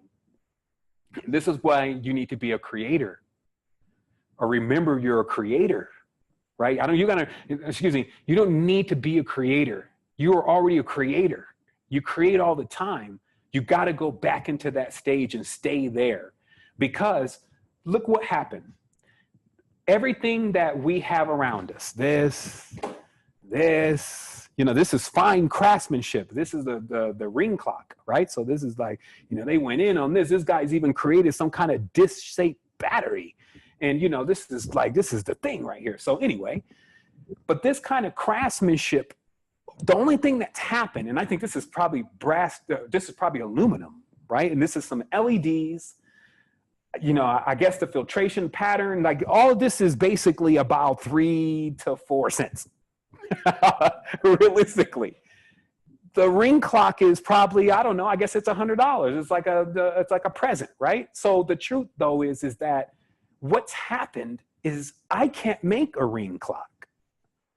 So instead of me going and getting the aluminum, going and getting the Nike batteries, going and get the acids, the alkalines, and putting all that together, I just go spend $100 and get the ring clock. Fine craftsmanship. See, that's what's happening. Something that actually costs nothing, because we want to see it transformed before we enjoy it, before we learn about it, then we have to pay for that transformation. And I have a video that's coming out on Monday. It's the first raw video. And I connect tolls and trolls and tools to show people just the connection of when you're going down someone's line, that there's going to be a charge. Like when I go down a freeway and there's a toll, I'm going to get charged. I'm going to have to pay that. I don't know where that's going. I don't know all the structure that's set up under that. I don't know why that's even happening. But I also know that most of the time I'm going over a bridge. All of that is a cult. When you cross a bridge into another reality, the thing that takes you across, like the guy that's ferrying you on the boat to Styx, needs a token as a form of payment. So that whole thing is actually going on in the reality. So some of the lines that we're crossing, that's why we want to get fiat out of the way. They're charging us too much. It's like, you're charging me that for some petroleum? Are you fucking serious? Man, on Nebula R9, petroleum is free. It's like, what? For platinum? Are you serious? Gold? Oh my goodness, gold. You guys are charging for gold? Gold is the same amount in the entire universe all the time. You can't, we just all need a piece of it, and you're going to charge for it? So none of it would make sense as far as how the system is designed. So what you have to do then is you have to learn the power of resonance, because gold has a resonator. Lead can be made to resonate like gold. That's just as anything that may seem unpleasing to you or that you don't want could be given some type of appeal, and you could demand it. This is exactly what they're showing in the society and how it's structured. The mind job that's been going on, the programming that's happening, has people wanting what is killing them. Really. So that shows you the extent of it. So because we have that kind of extent, we have that kind of realm to deal with, we then must get something that encompasses that realm. We must have something that it's not just another suggestion from somebody. It's not just another dogma or theism. It's something that we actually put together off of the principles of how we understand how things work. Meaning you need to know how it's made. That was what was told to me. Like, I know how ring clock's made. I can make ring clock. It wouldn't look nice though, but it would be ring clock nonetheless. It'd be a big ass ring clock, but we would be able to make one. The truth is that even the iron, people don't know how it's really made. The microwave, people don't know how it's really made. So a big part of the sovereignty is learning how you're made, right? You don't got to go wander after, all that stuff. If it's your thing, that's my fancy, it's my pleasure. So that's what I do. I love craftsmanship. But if that feels like it's not your vibe and what you're connecting to, it's just seeing the precision within self. And now when you see that precision, because it's got to come from somewhere, you must make the image. Now, because you're powerful, when you make an image of yourself, you'll see just how powerful it really is. You'll see when you move it around how things change. You'll see when you encounter things in the reality that are right there on the thing to let you realize the hyperdimensional aspects of self. Like, I'm hyperdimensional. I talk about stuff and then next year figure out what I'm talking about. Not joking, but serious. I create things like the projector, and then come the next week, which is still backwards to me. The world is backwards. So I come next week with the solution because I had the solution when I was running in the other direction. Why am I even here? I'm here because I have an interest. It was the same reason why I didn't really leave when I kept feeling like, I'm going to leave and I'm going to leave.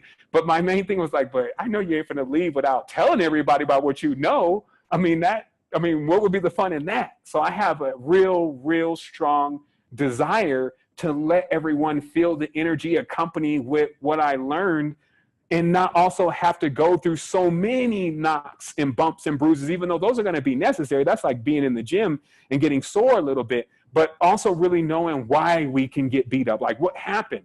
I found myself in times in life where I was in a really bad situation. I had no clue what happened. It was just so disorientating. I was like, man, I just did the best that I could, and I just did everything I could for everybody, and I still ended up here. My first trip to prison was because I was trying to help my roommate take care of his family, and my other roommate from not working as a bagger at Vons when he had a baby on the way. So how do I end up in a bad situation? It's because, hey, there's principalities in the sun. There's a little bit more to it. But it's not enough to just be a good person. Listen to what I'm saying to you. It is not enough to just be a good person here. You must be balanced. So with that being said, it means that you are in front of what you need. Work with the projector and let that be the way first that you tighten down the realization of how the current is leaking, right? And then the awareness of who you really are, like knowing and the confirmation, right? Like most people that are on this line and have followed the work, I got to find another name for it, followed the fun, and there was some work in there too, but that have followed the fun really say that the reason why they're connected to it the most is because the things that they were having happen to them, I was talking about it. And so it was the confirmation to feel like that they weren't crazy or that this was really a real thing that gave them the fuel necessary to keep powering through. Well, nothing's changed then. Let us keep going then. And I'm telling you, with this level of vision, because now like my blinders are off. I'm not blinding myself no more to the obvious. You know what I mean? It's like, I'm not sticking my head in the sand. I'm not running. There's nowhere to go. There's no aliens except for me. All of the different things that people find scapegoats in, literally, I'm not accepting that. I'm going right with what I have and what's in front of me. And that means the people, as this amplifies, this is continuously amplifying. People are egging me on, literally, like, yo, find something out. And I'm like, yo, I will find this whole thing out. And I will do it so fast and so rapidly and so proficiently. And it will be my pleasure, because that would be the design that you would need to accomplish it. Now, I've seen other old designs. I've seen those who depended on the entire everybody to be involved in it. They went out the first time they got trolled. They couldn't pay that first toll fee. You know, it takes a toll on your own emotion, your energetic current, when somebody tells you you're dumb, you're stupid, you should go away. They steal your stuff. They call you the wrong one, or whatever. That takes tolls unless it has no value. And that's the whole key to this. The Tibetans talk about it. The Buddhists talk about it. Different people have talked about it, but it's just about, are you hearing it the way that you need to hear it? One, know how samsara is really set up. It's a realm within itself that promises misfortune if you get tied into it. Meaning there's a yin and yang here. The more you love something, the more it will hurt you. So you need to either you need to tell it that.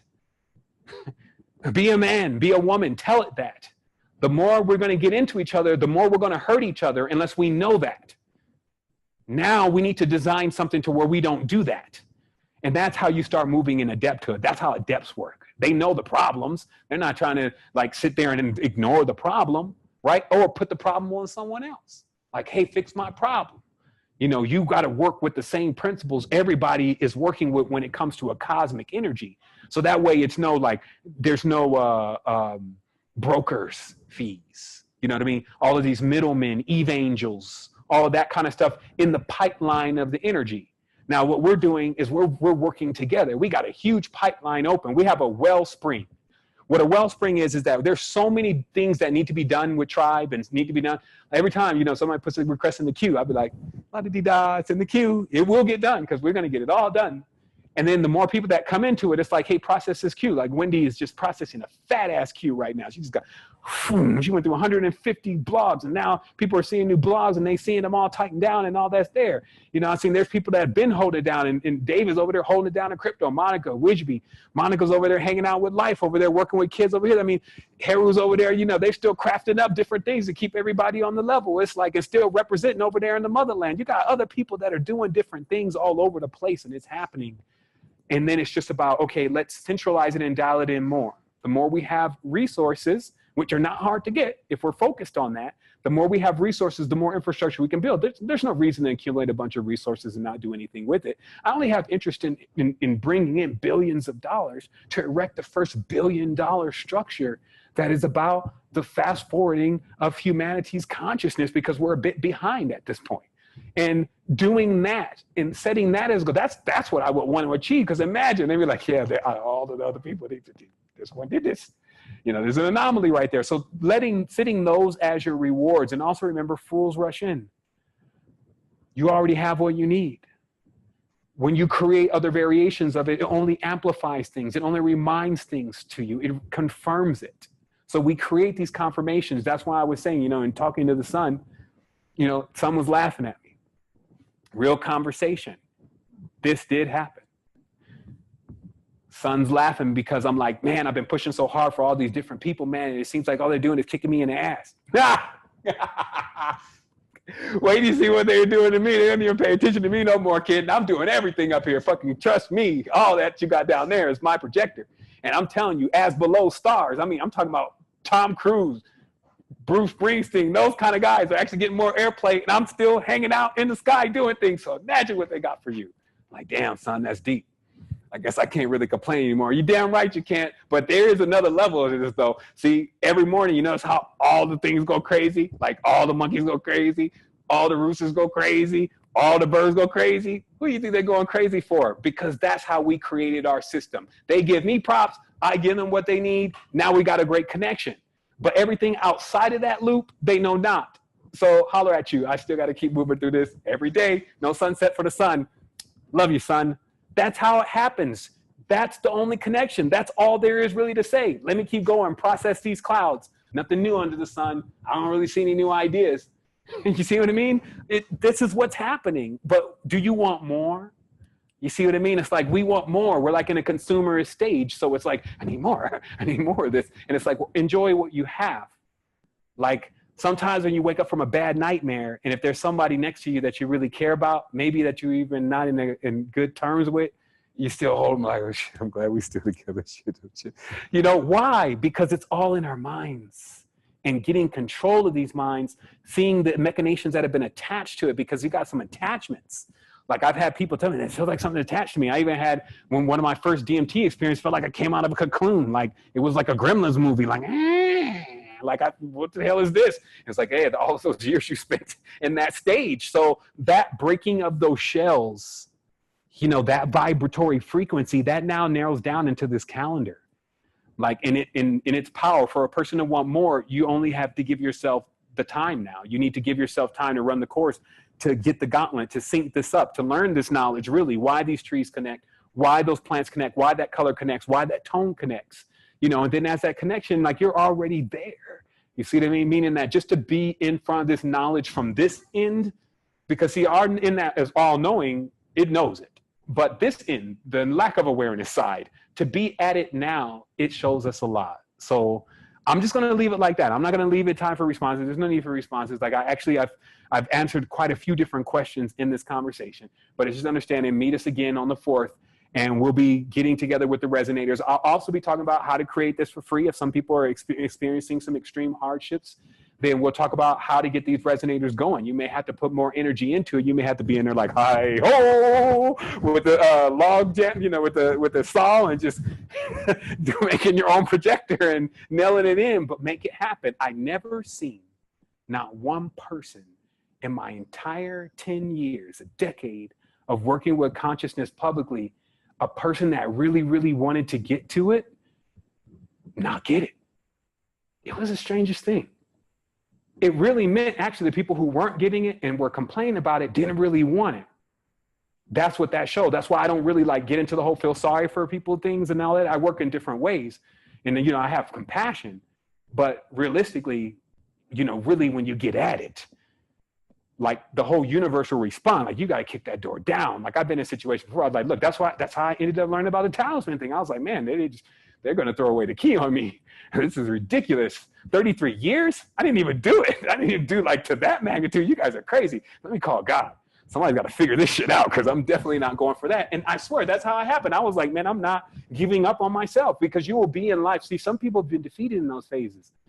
Like that's why sometimes I watch war flicks, old war flicks, not just documentaries, stuff I can get real footage. Some people shy away from that. I think it makes them negative. It balances out all this positive I'm doing sometimes. I'm like, shit, this is getting too positive for me. Let me watch a war flick and see the real shit. Okay, here's what's happening. And then when you're watching that, and then you're seeing just the whole fucking picture, then you start having the respect. You start having the admiration, all the different things for self. You start realizing, man, this is what you need to reinforce yourself. You're only motivating yourself. Hello, Moto, you got to actually put the wheels in your own motion, right? Because also the same thing I say with money. If people are motivating you, what happens when they give out? And they will give out. Oh, man. I'll tell you one thing about this reality that's so strange.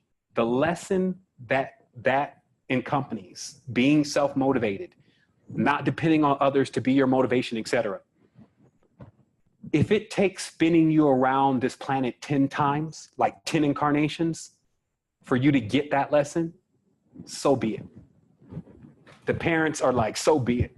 For him, because I need to see him, her in that androgynous state. I need to see him or her actually feeling themselves. They can have other things. You can have other beings. They're not saying that you cannot be around others and connect, and everyone's in an orgasm right now, like whether you want it or not. That's not what we're saying. That's not what we're talking about. We're talking about you breaking down the wall that confines you. We're talking about breaking down what separates the dead from the living. We're talking about why humans in this world don't know that after life is what we should be preparing for. And that is where the party is. And here is the place where we can decorate ourselves with the things that we go into that space with, meaning that the jewels, the chakras, that encrusted, all of that's been designed. Like, this has been mined. Like, yeah, think about it. Like, we've mined this. Literally, like, it's all in our minds, all these jewels, right? So then when you look at, okay, micro, macro, we go to other parts of the world, we see them. I see people in mines still right now working. You know, they're pulling out sulfur, they're pulling out aluminum. This is all symbolic. You see what I mean? And then the South, when you check the South of the world out and how the South is so downtrodden, but it's always the foundation. We still need those electronics, damn it. We still need that black coal, damn it. Like, think about even just as simple as this black coal. You light up a piece of black coal and see how hot it gets and how it keeps everybody warm. Like, even the US was all founded on coal. But that's not what everybody wants to talk about, though, right? Miners are dirty, right? You don't want them around, right? So see, this is all symbolic. And so when you start seeing the game and how the game's played, maybe the game starts making you sick, like a merry-go-round going in circles, like you're saying, man, I was bored. Like, it's just going around over and over again. It's like, man, I'm about to throw up. That's how I would feel if it kept going in circles and I saw in a circle. So I said, I'm ready to get off. And that's how life started for me. So notice how, if that was what really started things for me, that means death is but the beginning right there. Proof. So that's it. I'm going to answer one more question, just to make sure we keep it harmonic. I definitely had a great time. I'm pretty sure there's no recording of this. I'm pretty sure that Zoom, CIA gonna call Zoom, but just get rid of it. We need a few more weeks before he drops this. All right, so go ahead with that last question. Whoever wants to come through and say something and ask a question. But I think, was that Hakan on there? Guy, what's up? Man, there's a lot of people on here. Much love to everybody, man. I'm just, scrolling through, man. This is since the beginning. Most of the folks are just riding out. The retention in this tribe is strong. Okay, so let me see. Okay, somebody's not allowed to unmute. They want to say something. So let me read this real quick. Let me take the moment. Okay, so they're saying we're a collective on a higher dimension of consciousness, developing an alternative projection plan for our reality on Earth, and would like to employ your uniqueness for the remaining time. Okay, so I'm not sure exactly what that means. I'm sure PM me about that. That sounds like a PM. Next. No, I'm joking. Just joking, brother. But yes, we are connected and we are collected. So actually, we have some meetings coming up anyway this week with the Writers Council. So I'll leave some more of that unfoldment for there. Okay, so I guess, is that our mission statement, right? In fact, actually, our mission statement's a little bit longer. Let me give you the link. And really, like, these days when people ask me for it, I actually have it these days. Let me just, that is a part of it for sure. Like, I can say 100% that you will go in this and you will find that exactly, but you will also find a bit more, because I felt like, if you haven't seen the Mindful Creed, I felt like there was some things also that I needed to make sure that we detail as we roll into this next phase about what we're really about. So that way it doesn't get twisted, because we can't act like everybody has been riding with us since the beginning. It's no harm, no foul, but I just don't want to be playing around with people when they come in just from nowhere, acting like I think I need to turn you onto the calendar so you can really discover feelings. So check out the Mindful Creed also, just so if somebody else asks about what are we doing over here, because some people are like, well, what is it? They want you to put it into some words for them. But what is it? Here is the Mindful Creed mission statement. This is who we are. This is our sovereign future. our facts, our figures, our visions, our perfect alignment, our principles, our disciplines, our pillars for the children, our masters of wellness, and the alchemy of consciousness, the future, unifying the universe and the mindful company, the reasons for the creed, the integrity, the harmonic encounters, the descendant, the ambition, and the knowledge, and the linguistic awareness, and the energetic management system, the core principles for the inner tribe, and the vibe, and the contact, and the trust, and the universal law, and the inner tribe, and the participants, and the financiers, and the co-creators, and the ground zero, and the point, and the global incentives, the Pachamama, and the pioneers, and the transcenders, and innovators, and the friendly challenges, the mindful virtues, and the legalities, and the mindful counsel, the strategy, and the tip of the arrow, the point of convergence. You get it? So I have returned to self. That's it. We are one.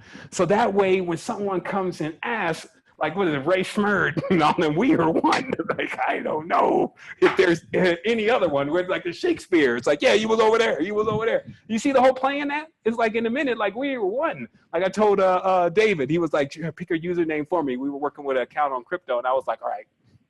So I gave him my cryptoverse name, Crypto Meta.